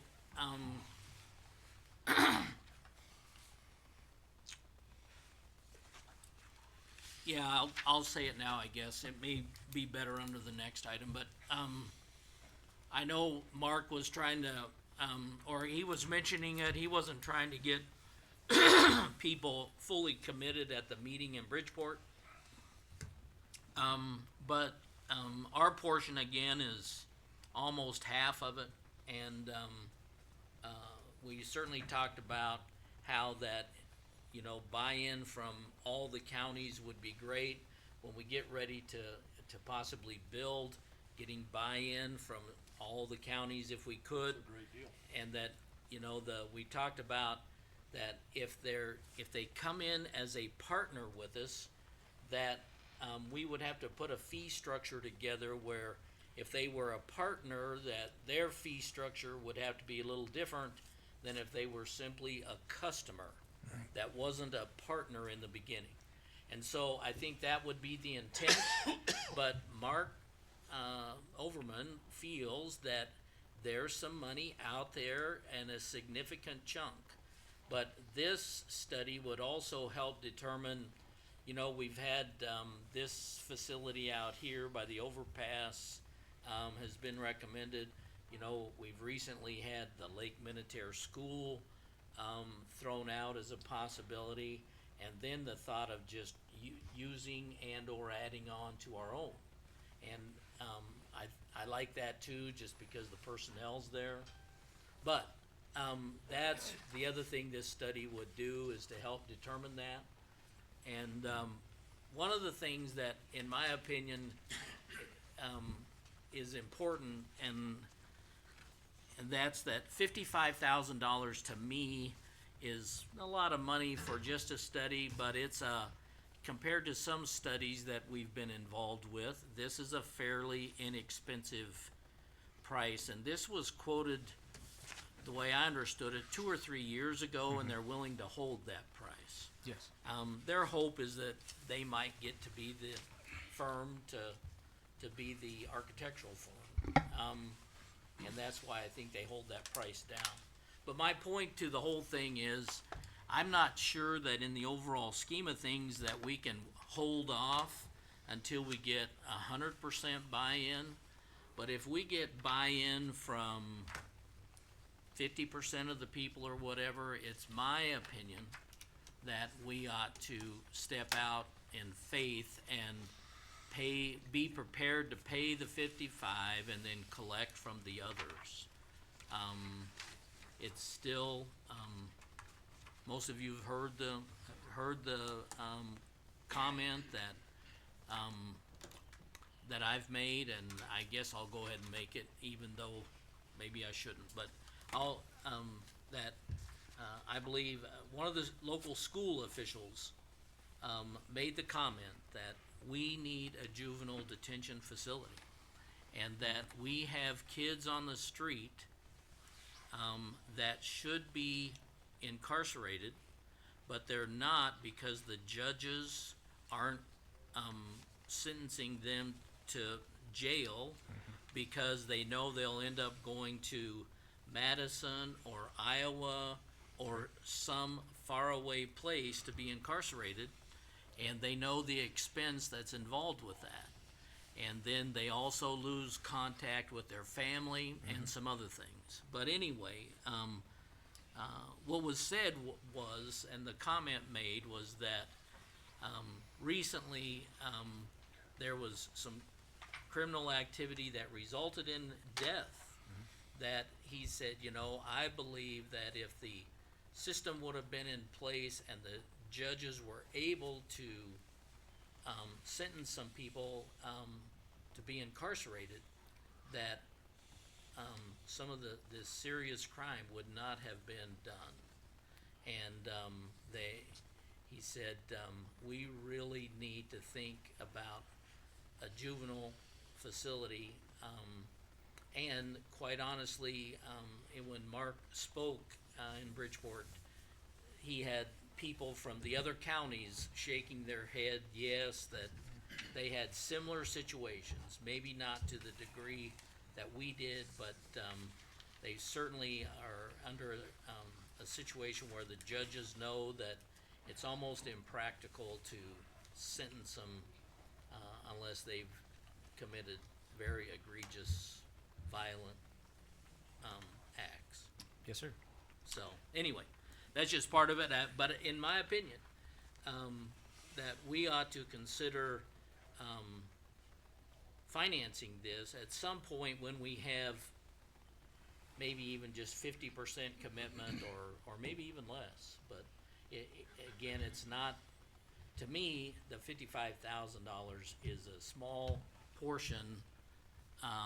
And not to say that the hope would be is that we still collect that other portion, but that in an effort to not hold things up, we could commit to it so that the people would know they'd get paid and then maybe could move forward with it. I agree with Mark. We need to take the lead on this because juvenile crime is serious in our community. It's serious in the whole western end of the state. And there are kids that should be detained for a period of time to get them off the street until they're adjudicated. And it's costing us and these other counties a lot of money when you have to transport those people across the state. I've done that myself. I've had to get up in the middle of the night and take a 3 juveniles to Omaha. And that's, a drive down and a drive back.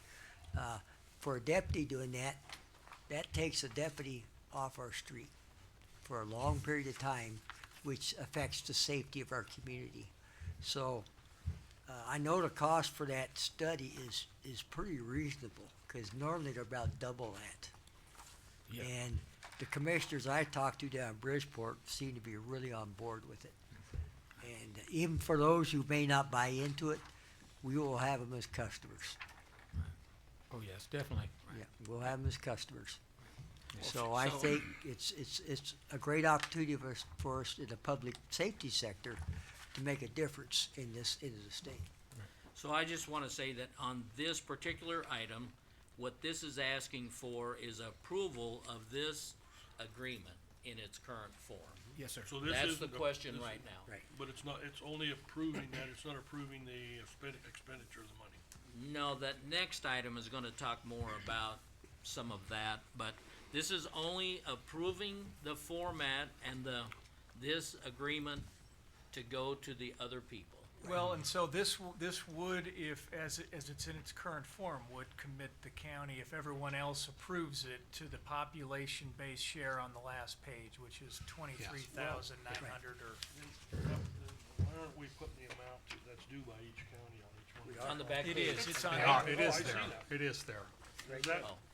but you're not signing that, that's a cover page or a termination. No, it's referenced, it's incorporated into the Is it envelope. incorporated, so we don't have to do each line, each? Nope. Okay, felt like, It's referenced in there. okay.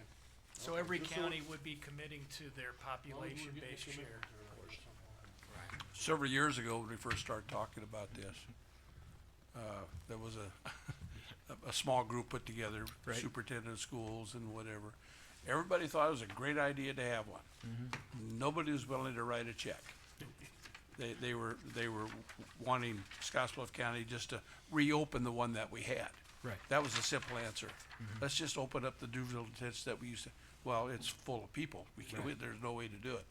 Nobody was willing to step up to the plate and say, well, we'll send our kids there and we'll, whatever, but nobody was willing to step forward, so it died. I mean, it just kinda went away. And that may And, be excuse me? It may be the case here, who knows? Well, I don't know. It seems to me that you've got more folks that are, maybe have talked to their constituents in their individual counties thinking, okay, this is not a bad idea.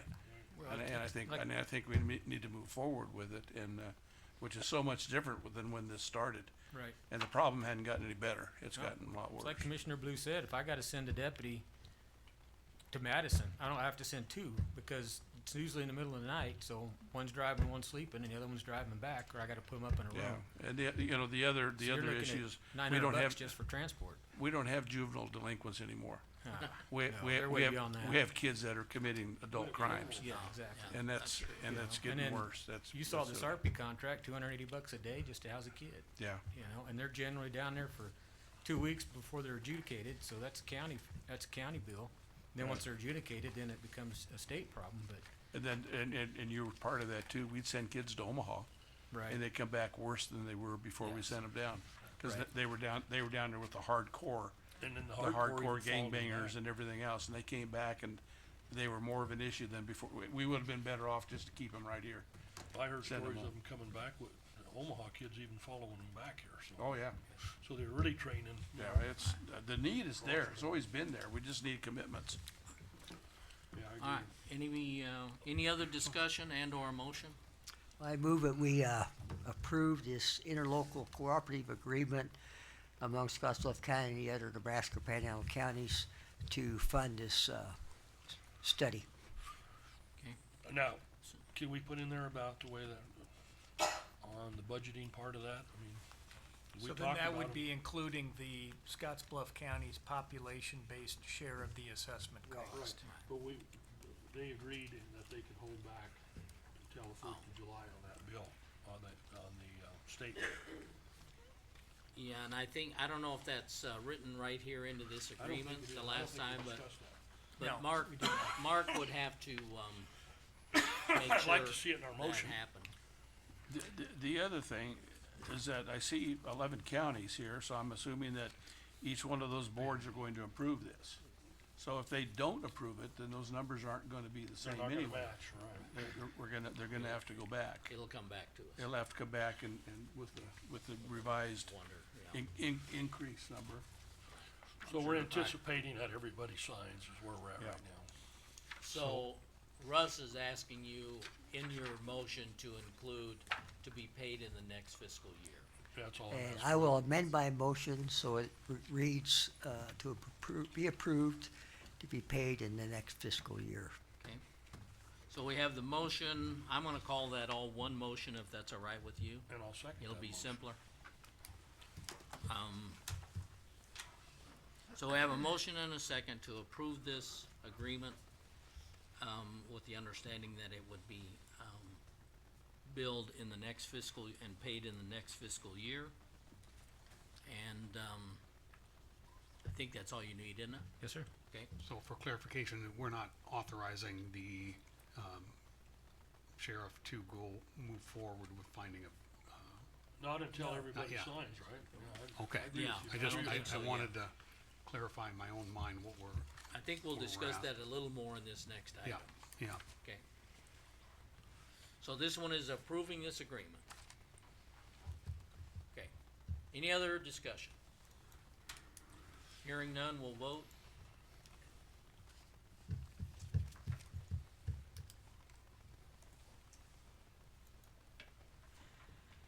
You have 5 yeses. Motion's carried. All right, we'll go to the next item, which is discuss and consider authorizing the county sheriff to identify and secure a qualified vendor to conduct a needs-based assessment for a juvenile detention center with final contract language, scope, and compensation to be presented for review and approval at a later meeting. I think upon receiving all signed contracts from what we just put out, it should be included. So you're, You wanna present? so I think whatever- what he's asking is to put together a request for proposal to send out to start getting these bids to come in. I guess it would be probably prior to the interlocal, just for time constraints. Well, and actually, I just, That's not what it says. yeah, in speaking to Sheriff Overman, he's asking not to have to do an RFP, because this would fall under an exception with regard to, specialized, professional services, in that there isn't a vendor locally that's able to do this. What's an RFP? Request for proposal, That would be, a bid? that Like would a be bid. published Okay, out okay. there for, that he's, I think, solicited already generally the folks that can do this, and you would be giving him authorization to basically pick the best vendor at the best cost that he can get to move forward as soon as possible. But it doesn't allow him to, go ahead. No. It says, identify, secure a qualified vendor, conduct a needs-based assessment with final contract language, the scope, the compensation to be presented for review and approval. Yes, so at the a idea later would be, meeting. So it would come back to us, Yes. but it would let him start to gather all that information I'm good with that. and that type of thing. And let him start working on it now, rather than waiting. Yeah, he wants to move. Correct. He explained it the other day, we've gotta get on it if we're gonna get it done. And some of that, is for the application to the 2027 federal grant, that's out there, so we can get into that, on board with that as quick as possible. They're holding it up right now. Usually their deadlines are about the end of January, 1st of February, but they're willing to hold it until we get the study done and know how much further to proceed. That's what I understand, and that Right. was on both the federal side and some state Right, stuff. and some Right. stateside, from the different appropriations committees out there. But it would come back to us, it Yes, sir. isn't gonna be finalized till it comes back to us. Any further discussion or questions on that? Yeah, Just in general. yeah, You you gotta need to come up come to here, the mic. you gotta come up here. Talon Cordell, CORDLE. Just a general question. So realizing the need for this prison or detention center for the delinquents and the minors and stuff like that, what would be the cost difference of if Scotts Bluff County paid for that and did that and then used all the other counties that didn't want to get on board as clients? What would be that, I mean, just out of curiosity, what would be that revenue difference? Would it cost us money or would it make us money? What I That's see- what this that's study's what the- gonna tell. Yeah, that's what's gonna That's tell part us. of this So, study. number one, but number two is, you know, if we can get everybody on board, they're not gonna be running all over the state dropping kids off. And if somebody, if Cheyenne, or let's say Sydney builds a detention center later, they're not gonna run down to Sydney, cause they own part of this one. Right. We're gonna have a built-in clientele, and it's better for the whole group. Okay. And the other We're part of looking it. for just all the groups We at need once the instead whole of thing using to them as make it work. clients. We gotta put this whole thing, cause the jail, if we had that on the jail right now, that jail would be a lot easier to digest of what it costs to run that thing. Yeah. If we had this money guaranteed all the time with their kids, it's gonna help us immensely. And I think the way Sheriff Overman presented this in Bridgeport was the idea that if hypothetically Dawes County didn't get on board with this, they could still bring juveniles Right. to our facility. They're just gonna pay more But the because they're rate's not gonna be part of through that the roof. Yeah. interlocal agreement. So Yeah. maybe Alright, that clarifies I it for appreciate- you. Yeah, absolutely, I appreciate it. Just to follow up on that, at times we'll have as many as 15 kids Yes, sir. in detention somewhere, costing the county $280 a day for 15 kids, where we could have housed them here. Out here, yeah, absolutely, yeah. Okay, And I think one of the things that Sheriff Overman has talked about as well is after the assessment is done and there's a review of what funds would be available, that the county can look at options of, does the county form a consortium of types where everyone is committing X number of funds? Or is it going to be that there's enough money to build the facility here and Scotts Bluff County is just billing people per inmate or per juvenile? But that would come back to the board later with all that Right. information to be able to give you the specific numbers as to whether you wanna look at a consortium or whether you wanna look at essentially the county or the whole Or thing. are you looking at building a new building or using an existing building? Those are all the things that. are That's gonna what come hopefully back the with. study would Yeah, point out. that's And what I you're do gonna know that Sheriff Overman, when he pitched this to the counties that were in attendance, that was the understanding, is that there would be a consortium, and if you get on board, then there would be a You're certain. in the club. Right, and I think that was the understanding that the other counties came away from that meeting. They came away with that understanding. I think we're right on track with what we discussed the other day, and I'd make a motion to that effect to accept that. I'll second it. so we have a motion and a second authorizing the sheriff to identify and secure a qualified vendor. And the other, language that's part of this, Kelly, on the, agenda statement. Pardon me? So it's a motion to basically do what's saying on your agenda statement. Okay. Okay? And the second we have, you got both of those. Yes. Is there any other discussion? Hearing none, we'll vote.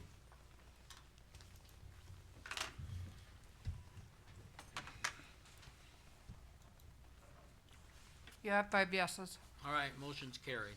Thanks for your help. You bet, do you have a copy to sign up there? Yeah, one right here. Okay, and we'll make sure Kelly gets that, please. Yeah. All right, next item is the, under old business, we still have, the USDA Wildlife Services Program. I asked Kelly to put that on one last time. We did bring that up at Bridgeport, and ask if anyone else was trying to put something together where we could work together to help hire the USDA wildlife people, and none of them were interested in doing that. Some of them have been doing some things on their own, but virtually, they said, we have very little, if any, claims for the wildlife or prairie dog, primarily we're talking about, prairie dog services. And so they said, they have, Box Butte County, I think, and was it Dawes County, that had a plan in place, but almost nobody else did. And they said, one of the things is that, the only way that they would accept a complaint would be is if they were a adjacent property owner. You certainly couldn't be a 10-mile removed property owner With a complaining about somebody else. But anyway, nobody was Nobody's had any suggesting that we try and participate in hiring that person like we used to do. Yeah, they said they haven't had any expenses, they haven't paid for anything, you know, basically. So, in my opinion at least, I think we ought to leave it until it might become an issue later on. But I don't see us pursuing it any further, and I don't see us leaving it on this agenda anymore. I don't It needs to be taken off. Old business. Alright, It is truly old business. It's really old. alright, so we'll say no action on that item. The next item is, public comments. Board of Commissioners will receive public comments on items discussed at this meeting or suggestions for items of discussion at a future board meeting. The board will not take action on comments presented this date. So I would ask if there's anyone, from the public that would like to make any comments here this evening? Alright, let the record show there were none. We'll go on then to the next item, which is board and staff reports with discussion. And I would urge any of you commenting to also include the legislation if anyone knows of something that's critical to us. So let's see, where did we start last time? Ms. Kelly, maybe we can start with you. And we'll go this way around the room. We're currently inventorying ballots and getting ready to mail out.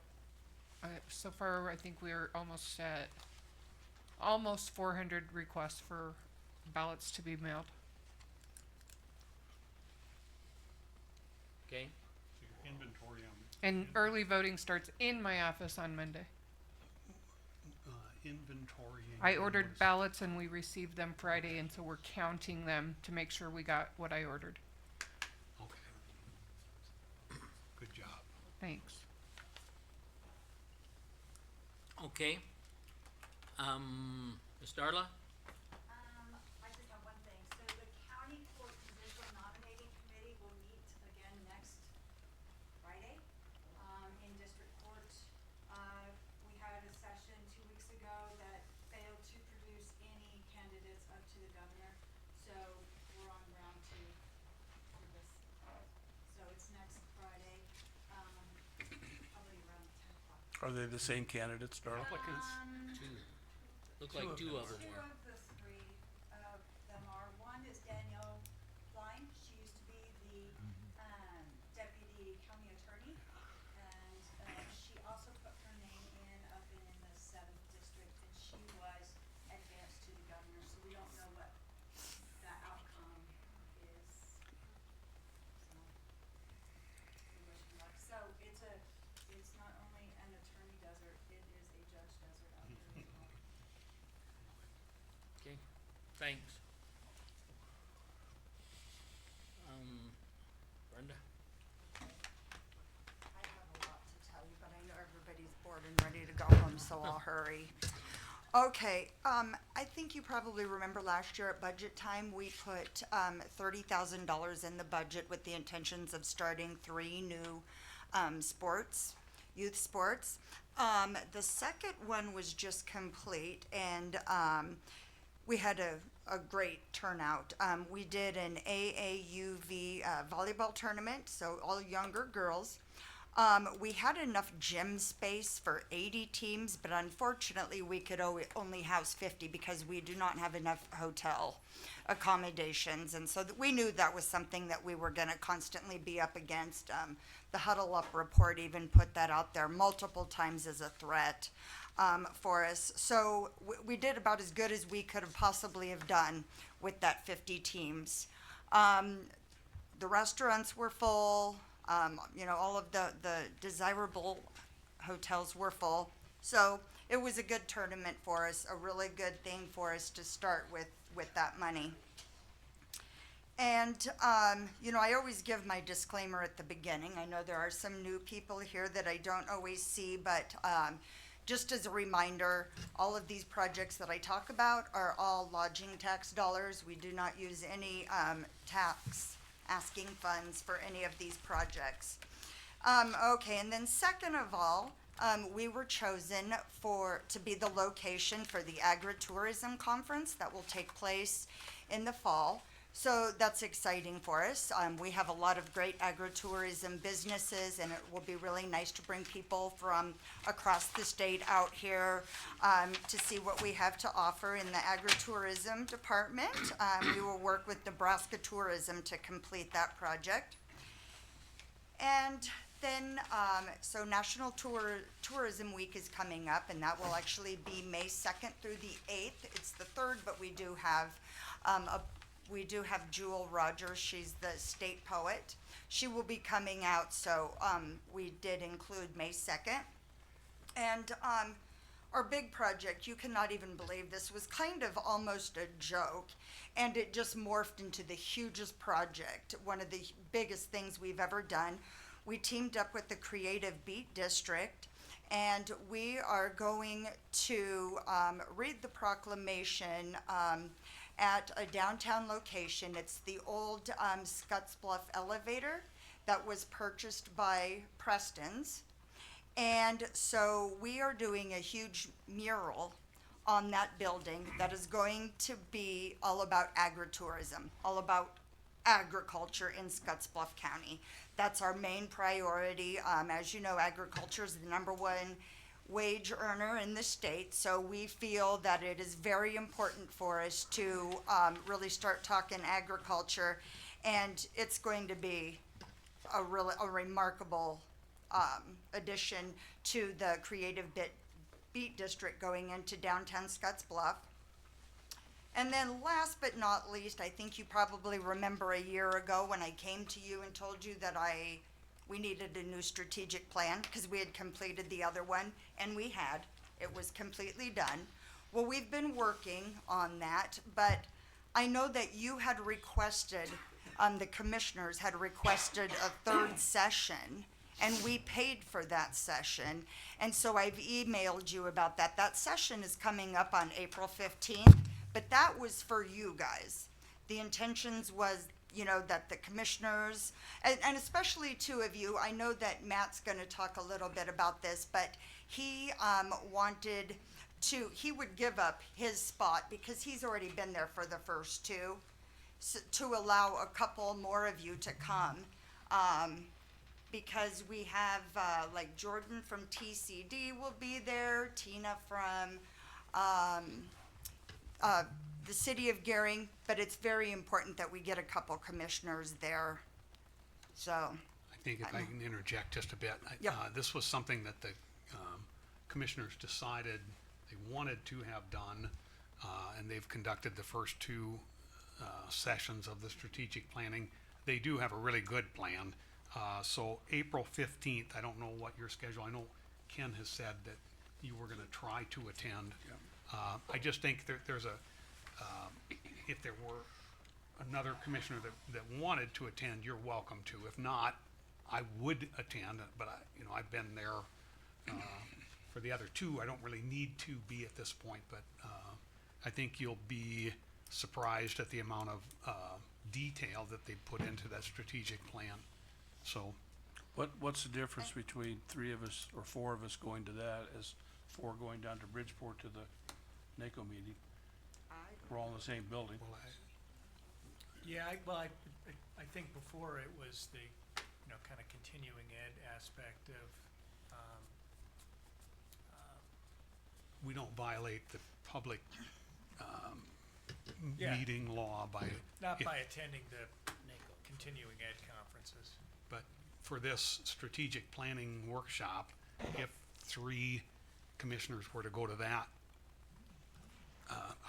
I willingly gave up my spot so that we could get 2. Right. But if I were to attend, I just wanna make sure that's not a violation of the, open. So, So I can double check that Okay. to see, but that historically has been the issue, is just avoiding that since it's not a yeah, public meeting. so. It's Brenda, called, you- it's called a national- happenstance or something like that, if I remember right. A Sounds pretty happenstance Yeah, it wouldn't meeting. be, it wouldn't be happenstance. I mean, like a Yeah. public event, like if there's a Yeah. fundraiser and you all happen to be there, that's different versus a planned Something meeting. planned here. And Is it a happenstance? Well, and if Since we've this had will, this discussion, it's not a happenstance anymore. Not anymore, we all know about it. Yeah. So National Tourism Week is the 4th through the 8th. We have that poet that's gonna be here on the 3rd. the second, Okay, 2nd. yeah. So the intent is to have that mural unveiled during Well, that week, no, or but you want it done it'll be before well that? on its way. It'll be well on Okay. its way. And it's a vintage combine with a wheat truck, and they're out in the field. The buttes are in the back. You know, it's a neat picture. So, and you know, if this will, I don't know, help you change your mind about the strategic planning session and who wants to come, I'm gonna serve you lunch. And it's gonna be, you know, like barbecued brisket, so it'll be totally worth it just for the lunch. I don't think I'm gonna give up my spot. Yeah, he might not want to give, but it will start at noon. I mean, the main idea is just for you to look at what we've done so far and kind of fill in the blanks, maybe add in some of your own ideas. I don't anticipate that it's going to take the entire time, but it would really be neat if we could get, you know, a couple of you there at least, so. What day is that again? It's, yeah, the 15th fifteenth. April. And where's it- April where's it held? You'll be 15th. sending out big checks It's that here. day. It's going to be held in this room. Yes. Has there been a date set for this agritourism conference? No, not yet. We've got it narrowed down to 2 weekends, so we're just kind of waiting for Nebraska What month? Tourism to, it'll be the end of September, the beginning Okay. part of Yeah. October. Okay. So, Thanks. Yeah, thank you. Jason, you have anything? Nope, thank you. Okay.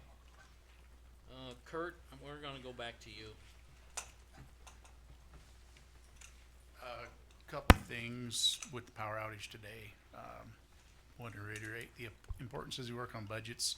Hopefully we get the issue resolved with the generator here, because the plan was to pull the generator out of the basement of this building and move it out the roads and bridges. We didn't have fuel. We couldn't open garage doors. We lost all of our computers. I dragged my little generator out there, and for the 3rd time, as soon as I've gotten out there, fired up and hooked up, the power came back on.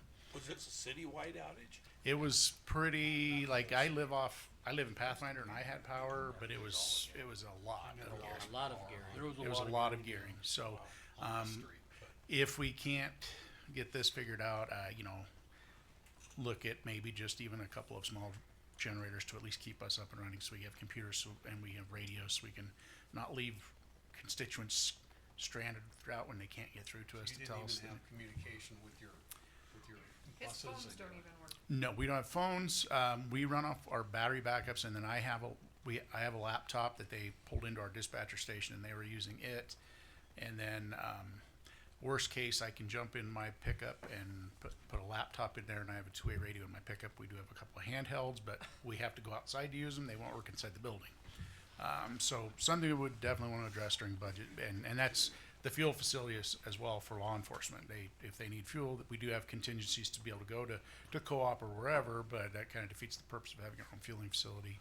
And then it does the same for us as getting our vehicles refueled in the event of an emergency where we're evacuating people, to have access to fuel to refuel our vehicles. And then Friday, I'll be attending and assisting with some transportation for the housing conference they're having here at the Weeborg 21 Center. I've been working with Jordan Dietrich from TCD. Myself and one of my other staff members are actually going to take 2 of our buses that aren't in service, and we're going to help provide transportation to a tour of family-built homes and the Alex container homes. I believe this is the first housing conference we've had here in well over 10 years. One of the reasons I want to attend is, I don't know if you're familiar, that Gearing is going to be starting a new housing development of some 4plexes and duplexes right down west of where the county yard is, roads and bridges yard is there. Look at different opportunities for housing developments and things in the community which could affect our services, as to whether we have to maybe look at changing some of our routes to service these communities, add routes, be able to, you know, if we have to grow our numbers of vehicles available to service the folks moving into those communities, and growing our community, growing our population, building that tax base, that whole cycle that comes with growth. So Jordan's we're providing the transportation. George invited me to attend the entire conference, so hopefully we can share some of our capabilities and our future goals, and then find out what some of the other plans are for the community, and as they reach out to developers and things like that. So. Kurt, when you were using your generator from home, were you just using a drop cord to run the computers or the chargers, or how were you operating that? I just ran one cord in with a splitter that we powered. I literally had just plugged in my main dispatcher's battery backup, which her computer and her two-way our radio are all plugged into. And as soon as I plugged it in, I hadn't even actually plugged in, turned on the plugged in the generator, and the lights came on. Yeah. You're the magic, Kurt. That is the third time that's happened. So, But you're not plugging into any house power or No, okay. no, we're just running a couple drop cords to power one or two computers and a couple radios, just so we have communication and the ability to dispatch. Let's find out what it's gonna cost to put a switch gear on out there, and let's put one of those whole house generators, or look at getting one in the next year's budget, cause we definitely gotta keep that fuel running Yeah, through these yeah. situations. And, and I'd worked with Rob Crowder, Emergency Management. We'd put in a grant, but with the whole change in how FEMA's structured and all that, that doesn't look like that's gonna happen. Those aren't that expensive, so, rigging it up is gonna cost more, those are we're- $3,000 to $5,000 for a real. Whether it's one generator, and we've gotta try and power at least some circuits on Right. the roads and bridges building in our offices and the barn at once, or maybe two smaller generators the plan was originally to move the one from the basement here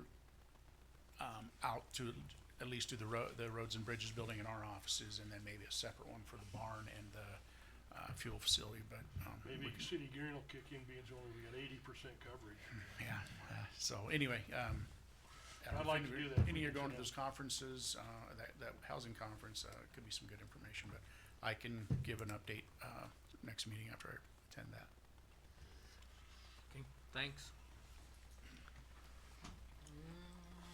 Anyone back there? John, Troy? Anything, John? You forgot Did you hear anything about the generator this afternoon, later? We did put in a deep sea module into, You had to put a fuse in? well, we did put in a brain, a module to monitor the generator. So in the event that it failed to start, that we would get emails sent to Steve. Yeah, that was put in last week, wasn't it? Correct. That worked. Yeah. So the technician was on site when the generator failed to start this morning during the scheduled test. It just so happens that we had a major power outage today.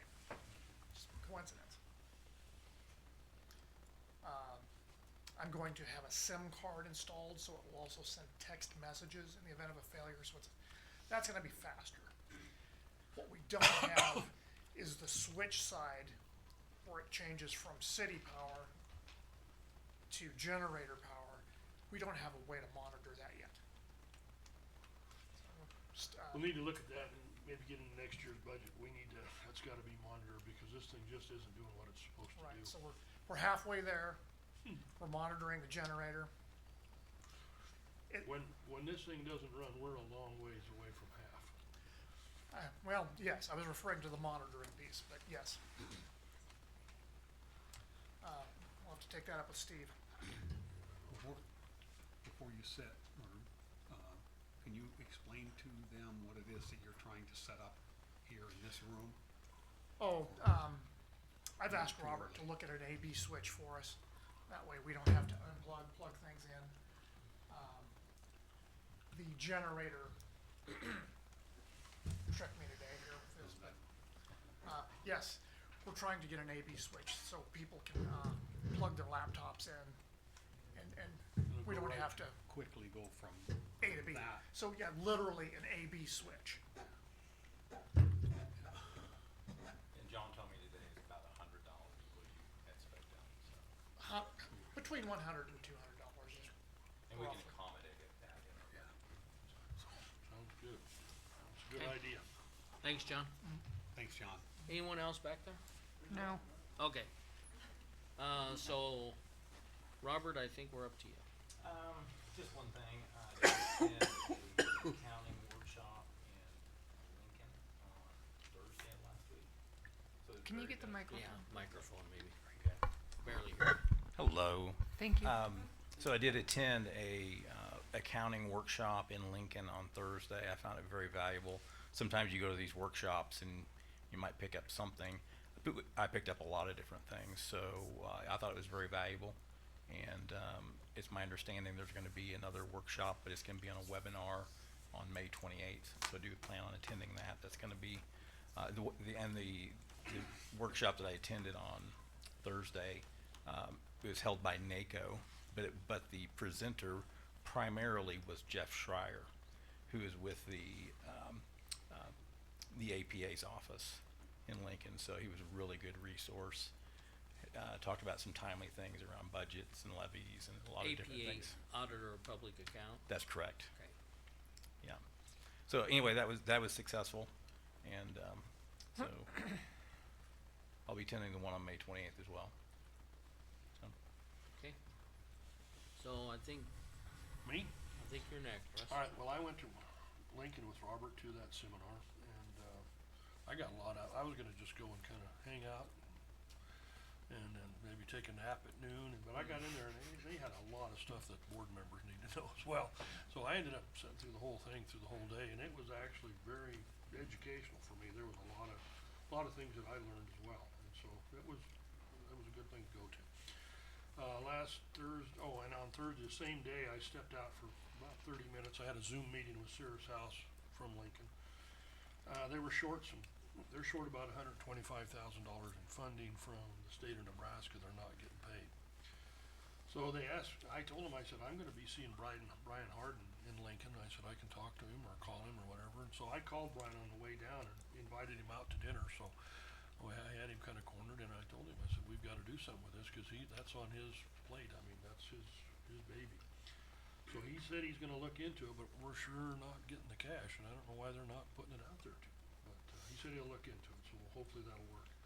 And then you know about the generator problems today, and we're gonna have to do some following up there, because with the money that was spent on that, I'm thinking that was over 500 grand we put into that thing. I know the generator was like 300, but I think we put close to 500. That's how we got all that wired in and put in over there. And the thing is not produced yet. I mean, it's came on a couple of times for real short runs, but I mean, we've had 2 or 3 times that it should have came on and it hasn't. And so this is good. We've gotta get this figured out. Do we have a warranty on it, I assume? Well, I don't know what Jay bought for warranty. I need to see that. That's my next question. I'm gonna have Robert or Steve Davidson look into that tomorrow, find out what the warranty is on that thing. I want a copy or, copy of it so I can, cause I think somebody needs to call the company. I think we need to have a discussion here of how we're gonna handle this, and somebody either needs to write a letter or call that company. I think, being it's not really operated yet, I think the warranty should start tomorrow morning, as soon as it operates. I don't think we ought to go back up 6 months here, cause it hasn't operated, it hasn't done anything. So Jason might be able to help write a letter. We're talking about the provider of the generator. And that we're thinking maybe it's never worked fully correct. It's not. And, that whether or not their original warranty should be extended. And possibly, I think maybe one of the other stories would be, do they need to come here and explain stuff to us? That's what I'd like to see, is somebody stand here and explain to us why they won't extend that warranty. The warranty should start as soon as this thing starts working. Do you think this is the last power outage we're going to have? We're gonna have them regular with. Just a thought. We've gotta have this working. The sooner we can get this letter out, the better off we're gonna be, so. That's all I have. Okay, Mike? Well, I had Emergency Management Advisory Board meeting this morning, has a good meeting. We only had maybe a couple people miss that normally are there, but, it's a good bunch, very professional. And, like I said, we got a great emergency manager, he has great support. So, that's about it. So, obviously, Russ and Mike and myself and Matt were at that NACO meeting in Bridgeport. I thought, we heard several things. One of the things that came up to me that, they talked about having some type of celebration for the 250th anniversary And the question was whether or not, and Brenda, maybe part of this is good for you to hear, but whether or not we have anything extra special scheduled for the 250th anniversary. The lady was from North Platte, I believe, that spoke to us, and she is helping the state, the governor's office, I think, and plan some 250th anniversary celebrations. And they're not all on the 4th of July. Some were scheduled on different dates. And I guess I would ask whether or not we should be scheduling anything, and if your board has talked about it at all. So, Matt, you are on that board as well, and I would just say we may be pushing a time limit here. You still meet monthly, right? So, maybe that's something that could be brought up. That lady's name, we can get it. It's Carol Vale. Okay, She lives at, south of, Lake McConaughey. yeah, that's what she said, wasn't it? So anyway, and I thought her office was in North Platte, I think, but Yeah. in any event, just wondering if there's anything there that we want to help promote, with the 250th anniversary. So, might mention that. We could Okay. do it through tourism, it sure be nice. Yeah, that's what we I'm do. thinking, but. Okay, so, just a thought. Alright, that's enough for me. Go ahead. Yeah, all of my meetings are this week. I've got 5, because of the way the calendar's set up. I've got, Capitol tomorrow night, and What's for supper? I don't know. I'll find out when I get there. And another 4 on Thursday, 4 or 5, I don't remember for sure. I'm on some They subcommittee. sure bunch up, don't they? That's the way mine are too. Well, and then I'm on some subcommittees off of the other ones also, Oh, yeah. that meet, either prior to or afterwards, so. Yeah, it's gonna be a busy week, so I haven't had any from the last meeting. So next meeting I'll be able to report on what's going on, if there's anything. Let me ask you, how's Okay. Capwin's funding? Are they doing okay right now too?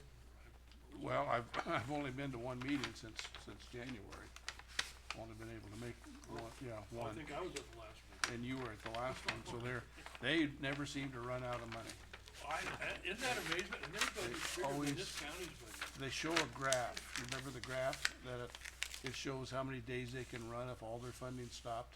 Yeah. And they're right up there, like several months, that they can operate without Things perpetual. any cash coming in. They've got enough, so, It's amazing how that. yeah, whatever.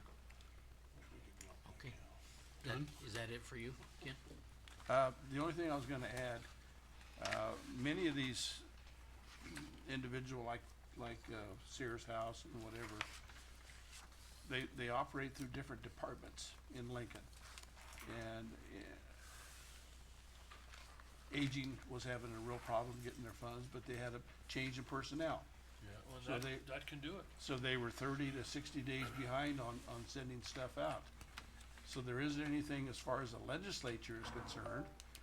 It's these individual departments. No, it isn't the legislature, it's the direct office. It's Yeah. just like when we lost that money through the sheriff's department. Yeah. Remember they changed personnel, then we didn't get that Yeah, grant. so that's where most of it is that particular department has been given the money and they dragging their feet getting it out to Well, the, but- and we're always the last ones. We know that for Yeah, sure. in this end of state, that's a long We way are- to we are transfer always the money. last ones to get our can't- money. Can't hardly make it out here, I know. Yeah, it's But a- Hardin's supposed to go in, that's his department, so he sits on that board, so, on that committee, so we need him to get that taken care of. No, so that's all I have.